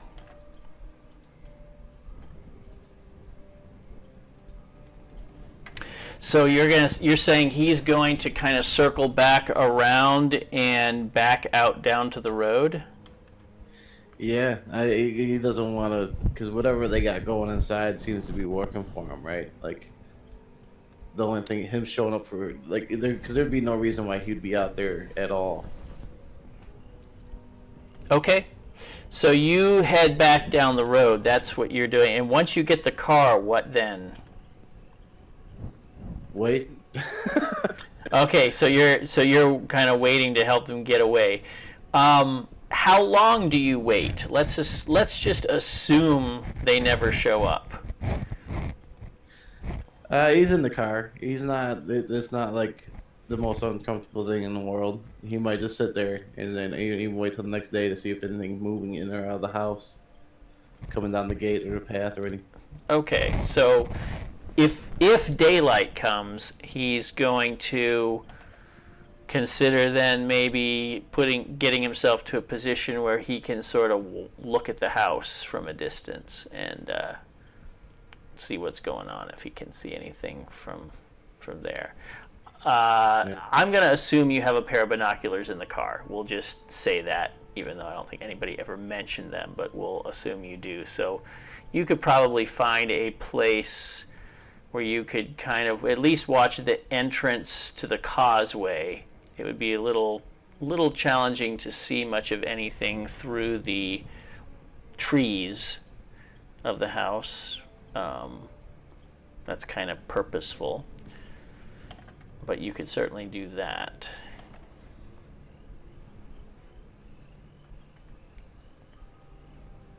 Does that sound right?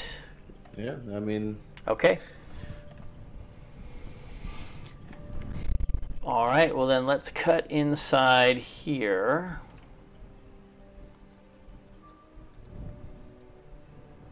So this is part of the second floor.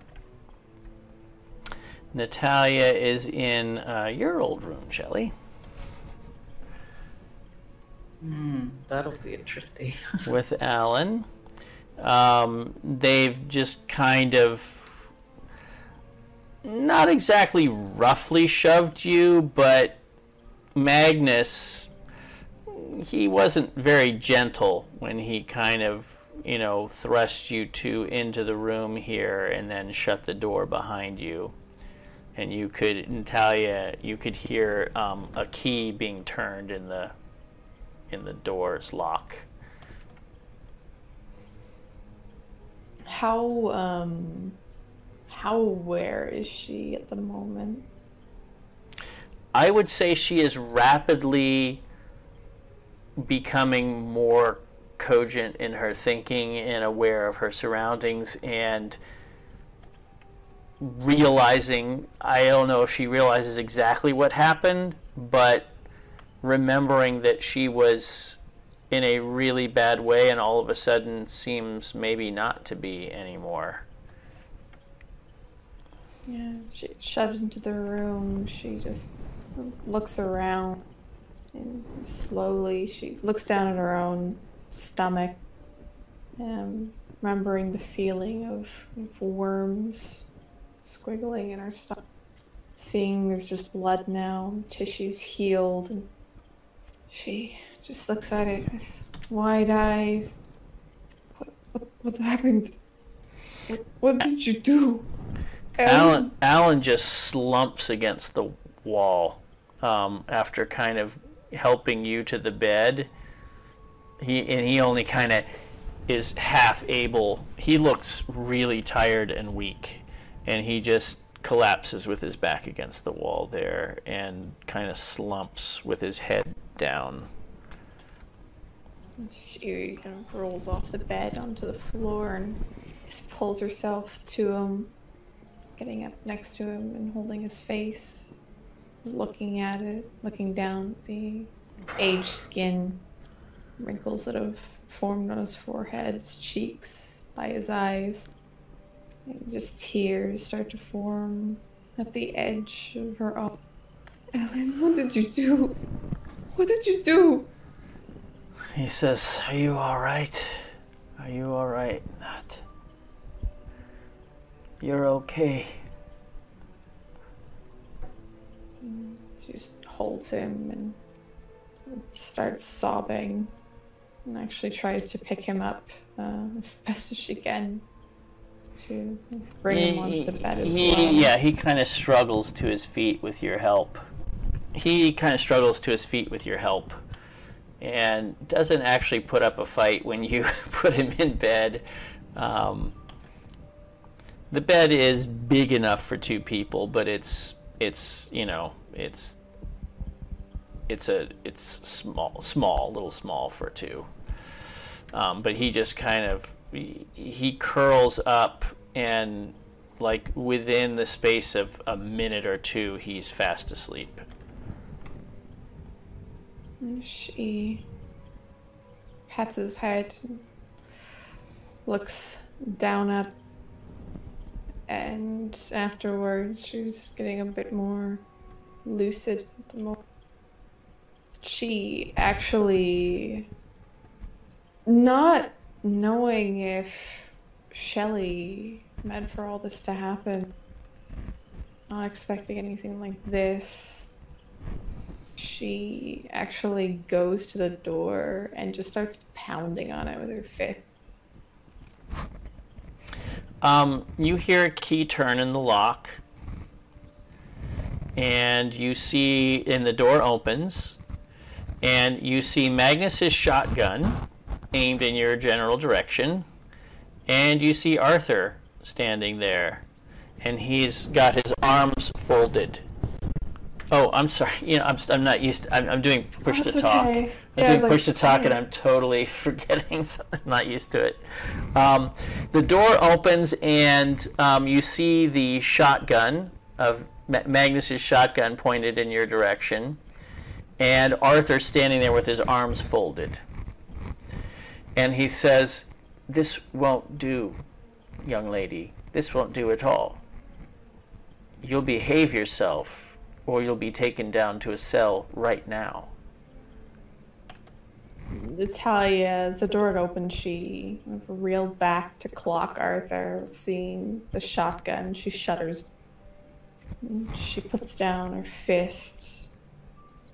And she puts down her head in a bit of... What are you going to do with us? Whatever Mr. Gavigan decides, that's what. I'm sure it will be very unpleasant for you. She just looks up to him and... Fine. Be quiet, but just know the last person that dropped me into a room, I killed with my bare hands. Oh. He kind of makes an exaggerated face. And he says, "I'm afraid you won't be pulling any of those tricks here, my dear."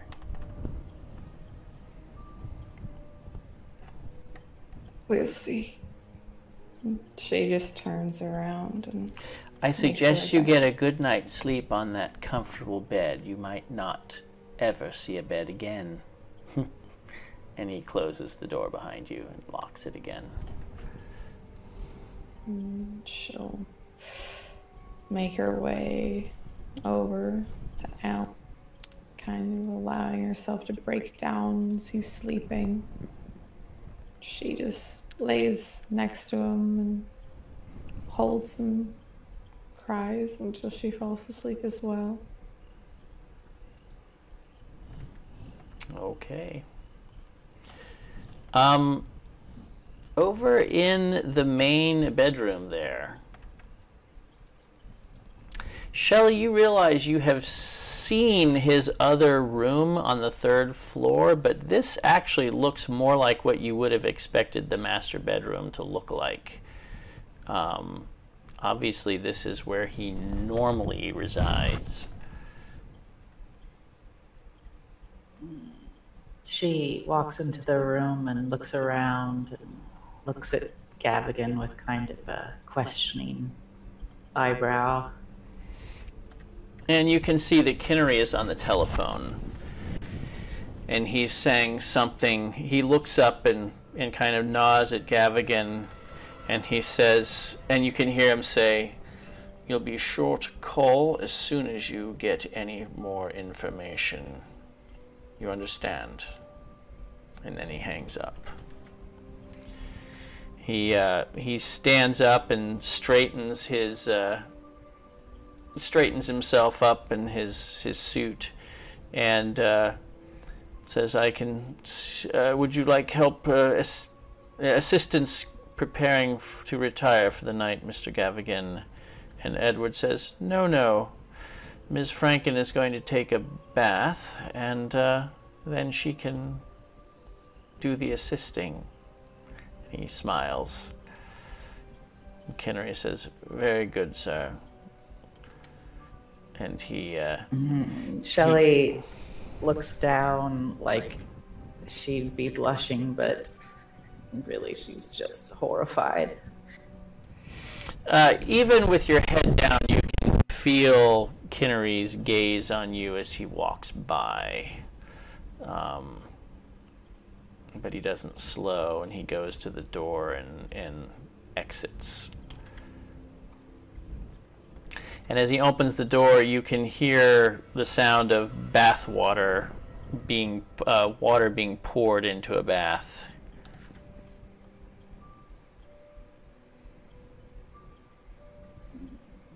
Shelley will look at Gavigan. She had a bathroom to herself before, right? Yes, she did. Well, shall I just follow the sound of water?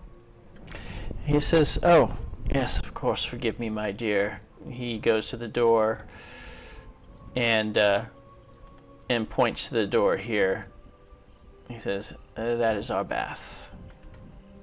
Ah, this is a different room.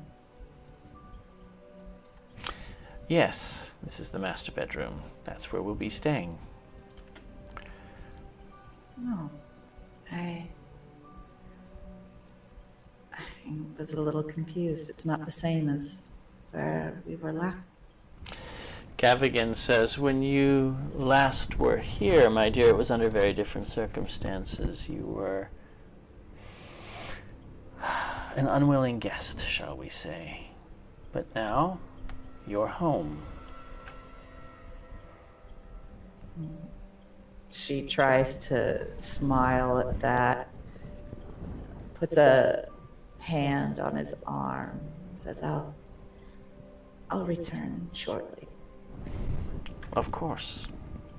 Take your time. You've had a trying night. And he, Not as trying as some.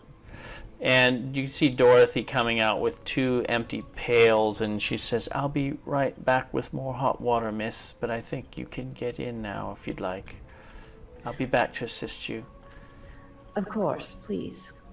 And she goes into the bathroom. She looks to see if there's a window to the outside as she shuts the door. I'm having that token issue. Oh. Anyway, she walks over to the window and sees if it opens. It doesn't really open. There are shutters which can be open and shut from the inside, but the glass itself does not raise. Well, she opens the shutters so that she's silhouetted against the glass, anyone outside can see her. Yes, there's a lantern in here. She makes sure that she's holding up the lantern. From experience, I know you can't see much outside in the dark from a lit room. But you could be seen for sure. Yeah. So she stands out there and makes a come to me gesture with her hand for a while. Okay. Hoping that if someone was looking at the house, they would eventually see her doing that. Yes. All right. Rory, if he was there, probably would have seen that. Right, but he's not. So from there, she'll just hope, and then she'll go over to the bath and start to, might as well get clean. Yep, and Dorothy, does come back with more hot water to keep you bathing. And, she expects to maybe scrub you whatever you need. Yes, she gestures warmly to Dorothy to come in and shut the door. And she says, "Are you surprised to see me again, Dorothy?" She looks at the door and says, and she just kind of nods her head. Shelley gestures with her finger for her to to come close. She does. And Shelley whispers in her ear, "The time I spoke of might be soon. It might be time to leave this place soon." I want to leave. They do terrible things on these nights.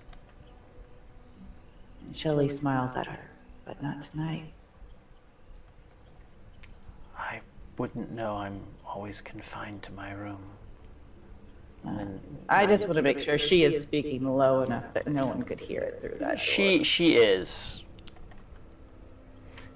You've gotten the impression that she has become quite an expert at being a mouse that is not paid much attention to. Things haven't gone quite the way I planned tonight. My friends were taken to the room across the hall. You came back here of your own accord? My friend was dying. I didn't think she'd make it if we left. She puts a hand on your shoulder and she says, "You shouldn't have come. You shouldn't have come." Perhaps not. Things certainly haven't gone the way I thought they might. In fact, I think my friends probably believe now that I betrayed them. She just kind of looks down, thinking what that might feel like. If you have a moment alone with them, would you please tell them that I'm sorry, that I was just trying to save Natalya? Yes, of course. And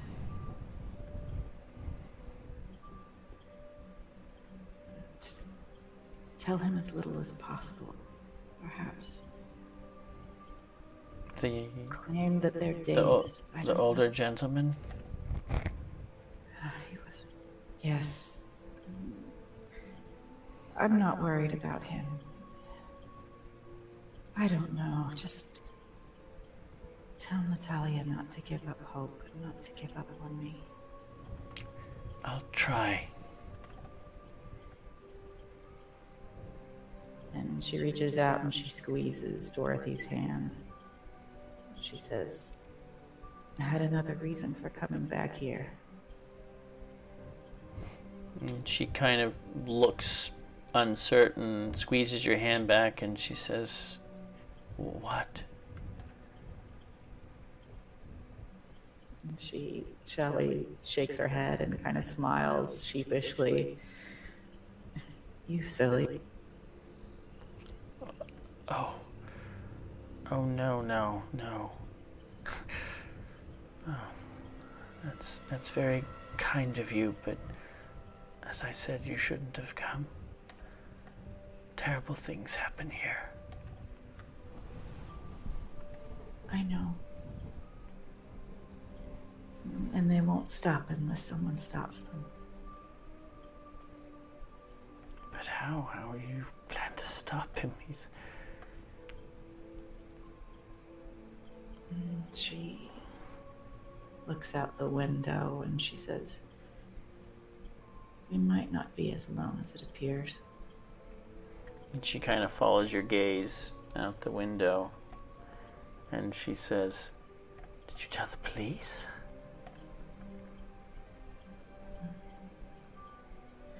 I know some. I don't know if the help will come in that form. But one thing I do know and believe is that as long as there's life, there's hope. And I've made my living by using my wits. And now I think my very lives may depend on them, so... She squeezes your hand again, and she says, "I'll do whatever you require of me." Nothing now, just tell my friend. I will. I have an idea already. All right. I'll finish up in here. Good night, then. Good night. And she leaves. And Natalya, at some point, the door is opened, and you hear Magnus say, "Fine, be quick about it." And Dorothy comes into the room with an arm full of fresh linens. Natalya, she sits up, still fairly dirty from being in the mud. She just looks up to Dorothy. What is this? I've been told to bring you some fresh linens in case you bloodied these. And she sets them down on the table.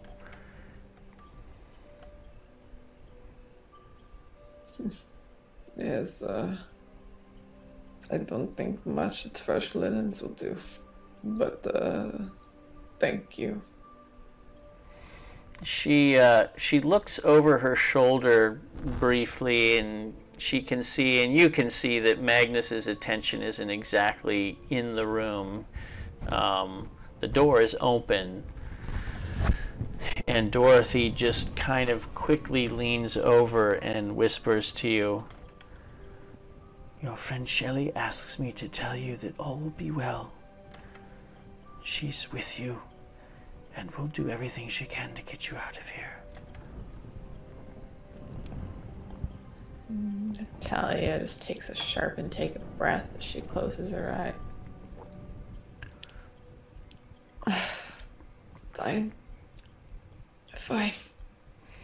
She, and Dorothy points to this door here and says, "If you need to relieve yourself, you have your own private bathroom there."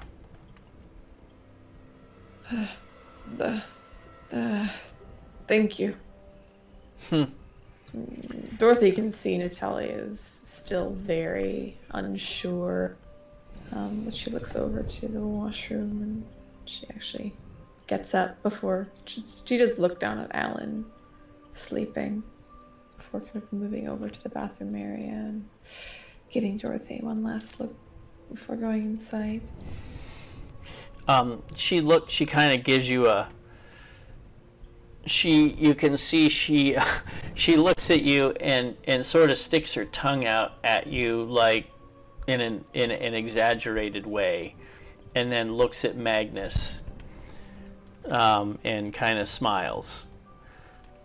And your impression, it was a little overdone, but she definitely put on a show for Magnus there, and and walks out. And Magnus closes the door again and locks it. Talia will kind of sigh, worried that, well, what Shelley's revealed about Shafiq and how everything's going, that her daughter's gonna be in danger after this. It's kind of racking her brain to see what she can come up with or maybe even do to stop that from happening. She's kind of gets ready to... Is there a bath and everything in there? Just like There's not, no. That's an empty tub. It could be filled up with water, but there's no water to fill it up with right here. And the other is just a little chamber pot. Yeah, she'll take a deep breath and probably just start taking off a lot of the clothes, the large jacket that she had on, all muddy and caked in blood. Removing as much clothing as she can without being bare, just putting most of it in the empty tub. Yep. Yeah, and as she undresses, I mean, she can see her stomach where she knows she took that full shotgun blast, and it's, you know, a little scarred and red and raw, but it's closed up, which is very freaky to her, I would say. Yeah, she spends a great deal of time just staring at it and touching it, poking at it, just confused and shocked that this could even happen. She'll eventually make her way back into the room, and she'll actually probably take care of Alan in the same way. Seeing him sleep, he probably wouldn't wake up. Just takes off a lot of like the big dirty trench coat that he was wearing. Yeah, he's out. He's seriously out. So yeah, he does not stir as you undress him. She'll put the clothes to the side for just making her way to the window and just kind of staring outside, seeing if she can see anything. And I don't think I made you do a sanity check for his aging. Oh no, and so I think it's time to do that, yeah. Yeah. Okay.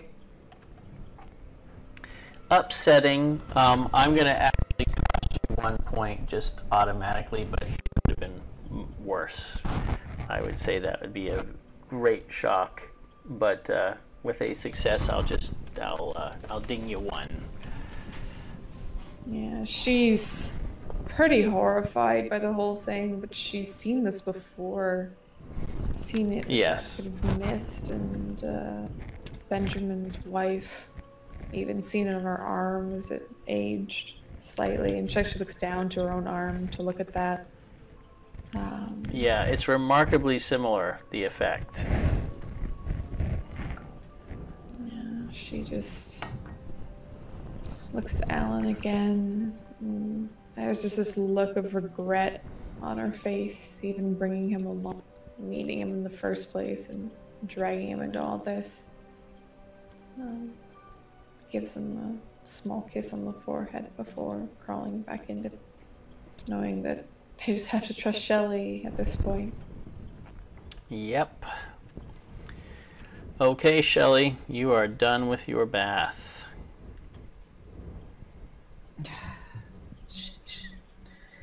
Well, She lingers for a bit, hoping to hear some sort of gunshot, some sort of clamor. Yeah. That Rory's in the house. She's in there for like an hour, and as the hour closes and the water's becoming very cold, she realizes with a sinking heart that he's not coming in. He may have just decided this whole enterprise was crazy and was going to save his own skin. Knowing then that their lives depend on keeping Gavigan happy, she climbs out of the bath and towels off and combs her hair. And if there's no robe or anything in there, I suppose she would just wrap herself in a towel because she's not putting those dirty clothes back on. There's no robe. She'll wrap herself up as modestly as possible into a towel and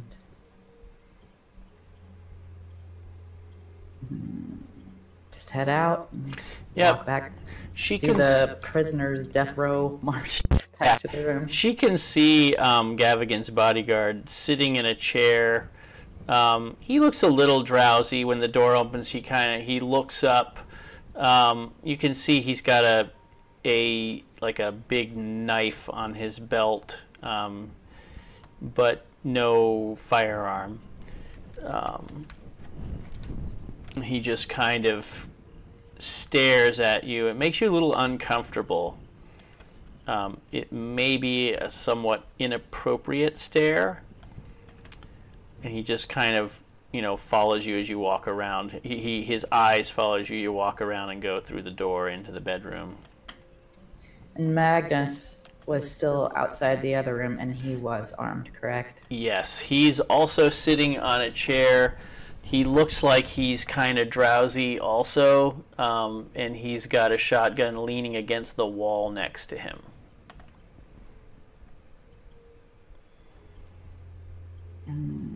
Did Shelley see anything to drink in this room when she was in here earlier? No. Oh, that's too bad. Well, she walks in, closes the door softly, and looks over at Gavigan. He is actually at his desk when you walk in, and he turns and says, "Ah, there you are, my dear. I was beginning to wonder if you might have fallen asleep. I was about to come and get you." No, there's just quite a bit of mud to get off. Can't have you drowning in a tub now, can we? He says, She just laughs a little bit at his jest. And he says, "Well, you've cleaned up rather nicely, if I might say so." Well, there wasn't really anything clean for me to put on, so I hope you don't mind the informality. Not at all. Not at all.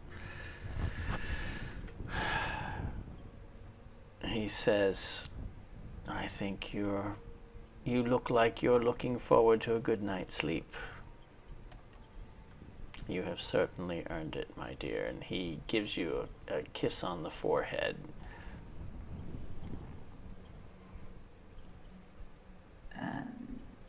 Shelley bites her lip and thinks to herself, I need to make sure that he trusts me 100%. And with that, as he leans forward to kiss her on the forehead, she lets the towels drop to the floor. Aha.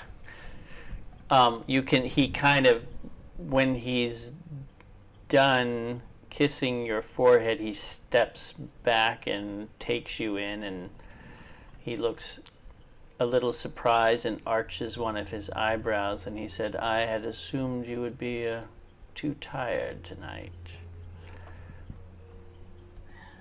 The demonstration downstairs. I can't stop thinking about it. She puts her hand on his forearm. Such power in a man. Oh, he's obviously flattered by that and very pleased. And he kind of turns like in a formal, taking you by the arm, and walks you over to the bed. And I think we'll drop the curtain on that one. Yes, please.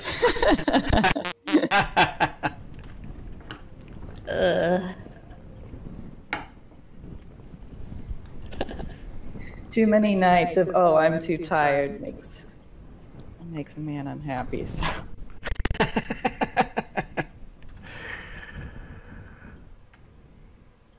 Well, the night passes. Rory, you wake up in the car and the sun is up.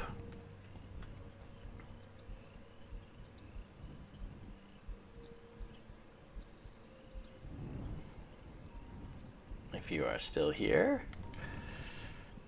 Yeah, he'd still be just wakes up and would probably go stretch out on the outside and do a couple of things, but he still keep an eye, see if anything leaves or comes in.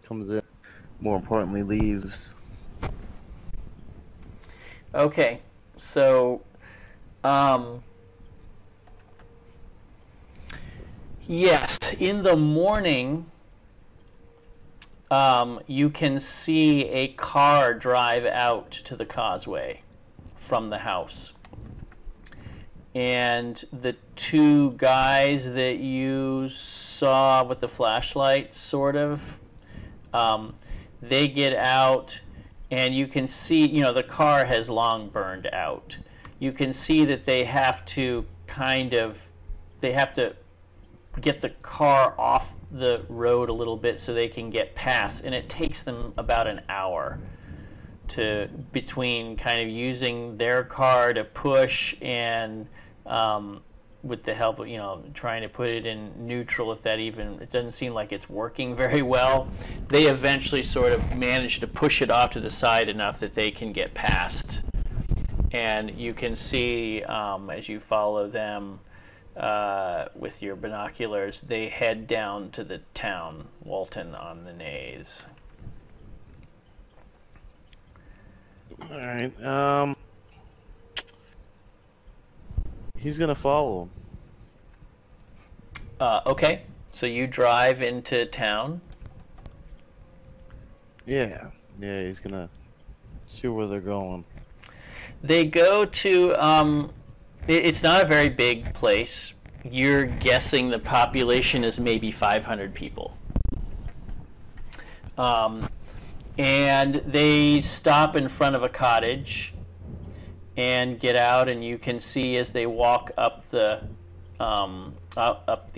path to the door, kind of a somewhat graying man opens the door and greets them with a handshake, and they go inside.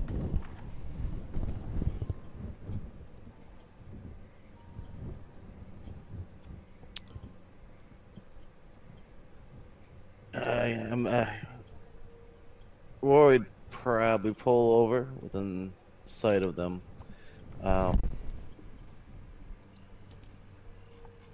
In fact, he's gonna wait for them to come out. Whenever they do come out, and he will make a decision what he's gonna do there.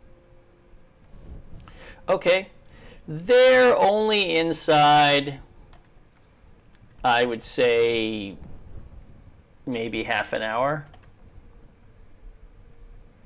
and all three of them come out.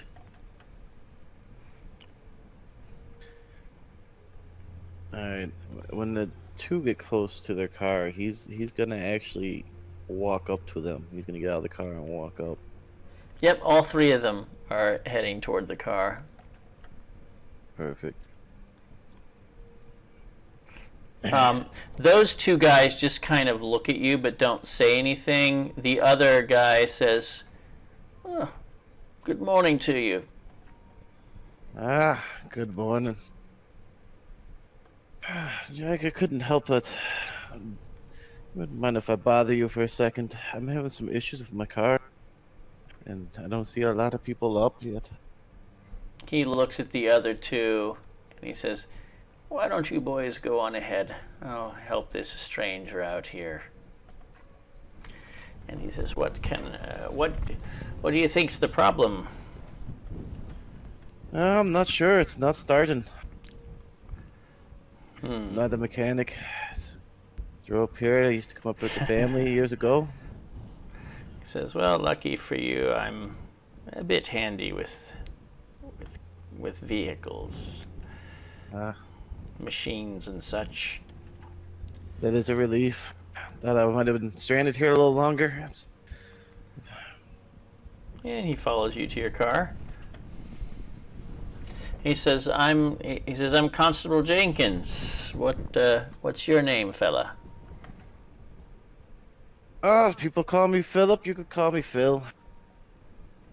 As you like. What brings you to our quaint little village? Well, like I said, years ago, I used to come up here with the family. I figured I would live some memories, you know. Didn't expect my car to die out on me.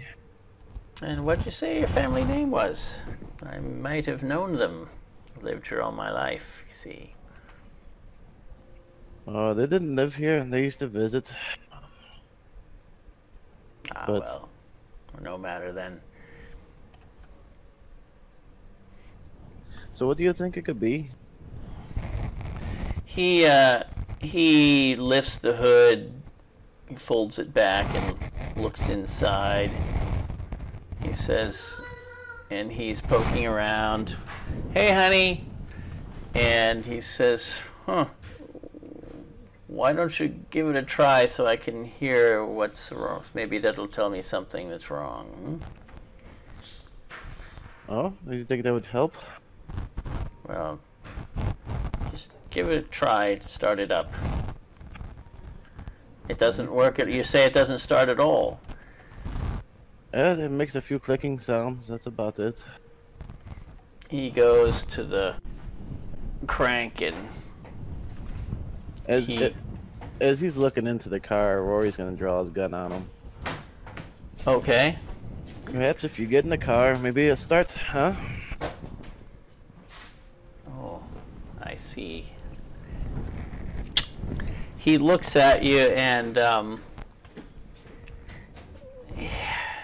your read on him is he doesn't exactly look scared, but he's taking you seriously. And he says, are you sure you want to be messing with the law around here, son? Oh, sometimes you're not sure about anything, but why don't you be a good lad and be nice and calm and go ahead and get in the driver's side. Well, as it pleases you. Oh, it will. He gets in. And Rory, go ahead and close the hood and everything, get in the passenger side. Why don't you go ahead and give it a start, Constable? He'll have to crank it from outside, or you'll have to do that. Oh yeah. Rory, go ahead. He's keeping an eye on him. He'll go ahead and go crank it. Okay. Crank. All right. You crank it up. He doesn't make any attempt to do anything. You get the car started. Are you having him drive? Is that the idea? Yep, that's the idea. Yeah. Okay. So he says, so where are we having our little picnic, if I might ask? Well, I'm banking that with your meeting with the two gentlemen there, you'll probably know where they're going. That's where I want to go. You sure about that? You sure about that, young fellow? Well, there's only a few things I'm sure of, and one of them is that if you don't get moving, your brains will be on that window. He moves along. He says the lads are going to round up a little crew to go and clean up a mess on the causeway up there. There was an accident last night. Yes, a fiery accident, if I say. I'm sure you know all about that. He said, I heard and saw something, but it's none of my business. Oh, it's none of your business as constable. I wonder what's going on. Well, that's Mr. Gavigan's private property. Are you familiar with Mr. Gavigan? Everyone around here is familiar with Mr. Gavigan. Well, then maybe we could do one better. Instead of following the two lads there, we'll go to Mr. Gavigan's house, right? Well, if that pleases you. I believe it will. He turns the car around, and you can, as he's turning the car around, you can see those two fellas talking to a couple of young men. They don't take any notice of you. The car turns around, and you head out of the village. So, tell me, Constable. I'm a man for such things. How long have you been working for Mr. Gavigan? What exactly do you mean by that? Well, there's some odd things I hear that goes on out here. Oh, I wouldn't worry about that. Mr. Gavigan's affairs are his own. See, I think that's where me and you differ. I feel like that when people die, it should be a constable's duty to investigate it. Die? My goodness. Well, I heard there had been a handful of people who died in that unfortunate accident last night. It's a pity. Yes, if you call shootout an accident, then by all means. Shootout? Good heavens. The lads made no mention of that. Do tell me about it. Well, perhaps more to be explained when we get to Mr. Gavigan's house. What do you think? Perhaps. Might even be news to him, who knows. Oh, I doubt that. I'm sure he'll want to know about it in any case. Yes, definitely in any case. And you're driving along the causeway. And do me a favor, will you have Mr. Gavigan come outside so we can explain it? I perhaps don't want to step foot inside the house, just in case there's more people with guns in there, if you know what I mean. Coming outside. You want to have words with him, do you?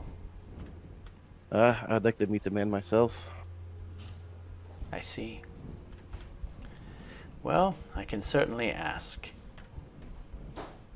Yes. I think it would go without saying that obviously if something goes south with them finding out that you're here against your will at this point, it's not going to go good for either of us.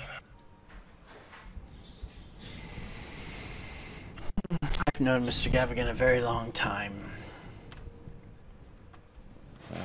Well, sometimes that might explain a lot. He pulls up to the first gate.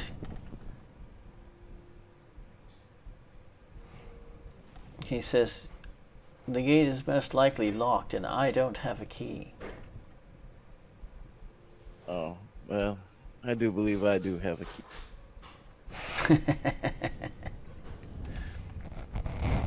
So, look, if we're at the gate, Rory's gonna look. Does the gate look locked up? Give me a luck check. This time a hard luck check.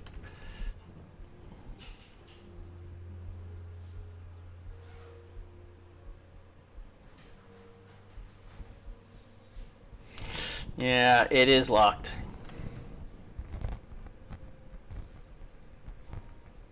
Alright, so what Rory's actually gonna do, because he doesn't want to do gunfire, he's gonna get out the car, go grab his rifle from the back. Well, actually, he'll grab the shotgun, because he doesn't want to ruin his rifle.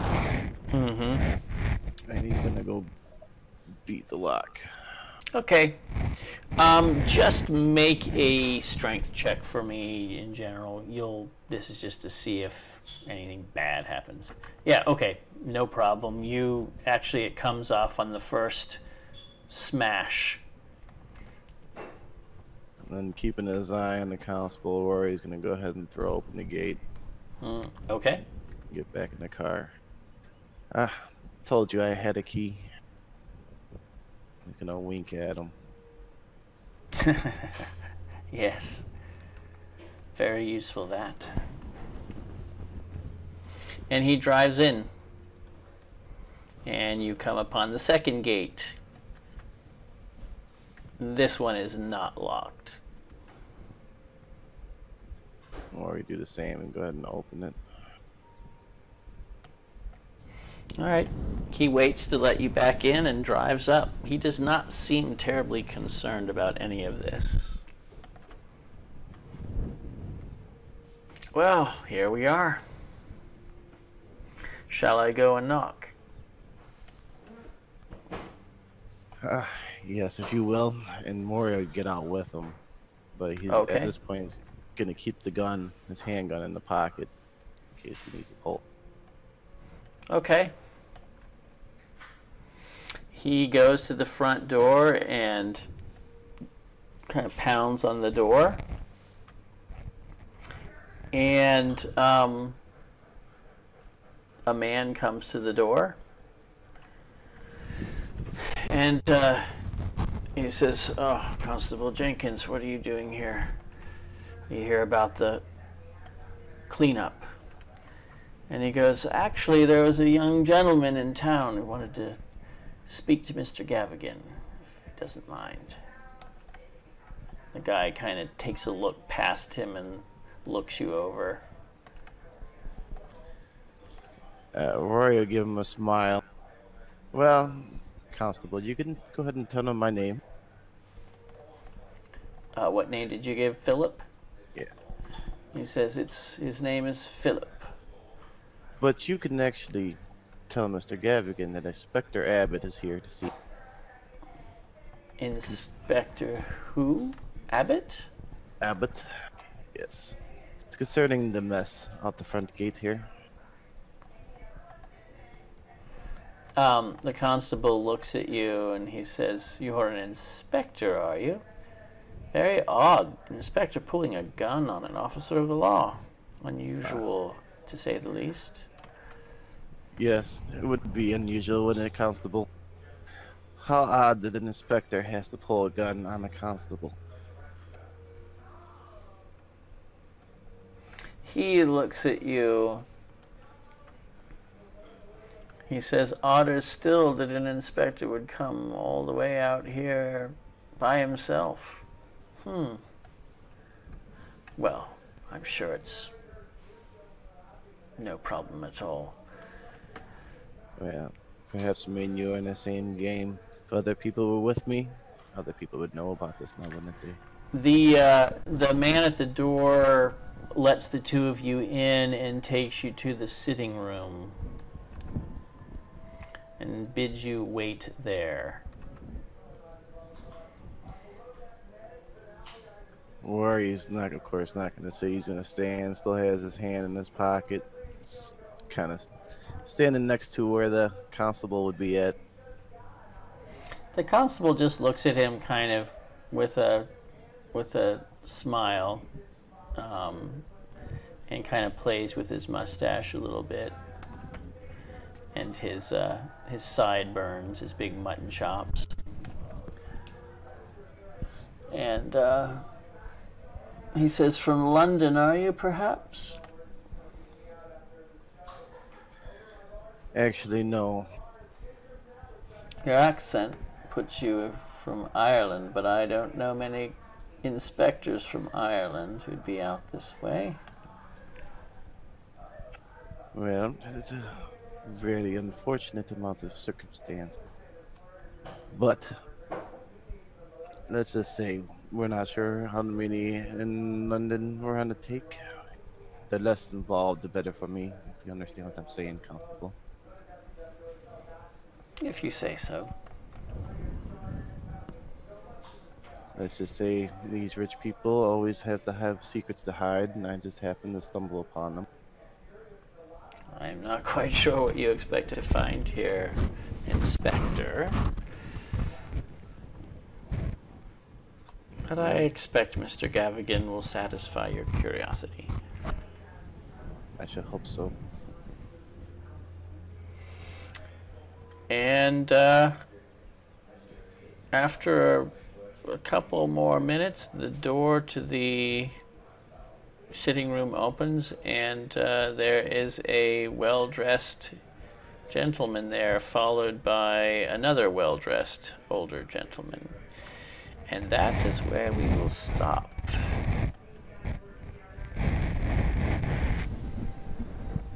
We're fucked, guys. We're so fucked. Rory's fucked. Natalya's fucked. You know what?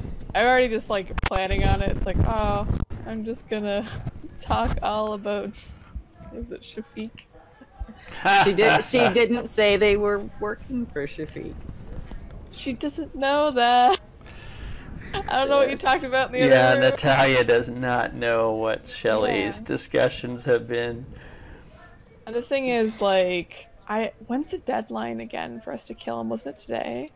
Or is it tomorrow? It was. She said by the this was the date that she gave. Fuck. Yep. Alright, time to give up Shafiq. Because if they can't kill him today, fucking Shafiq threatened to basically kill her daughter. So...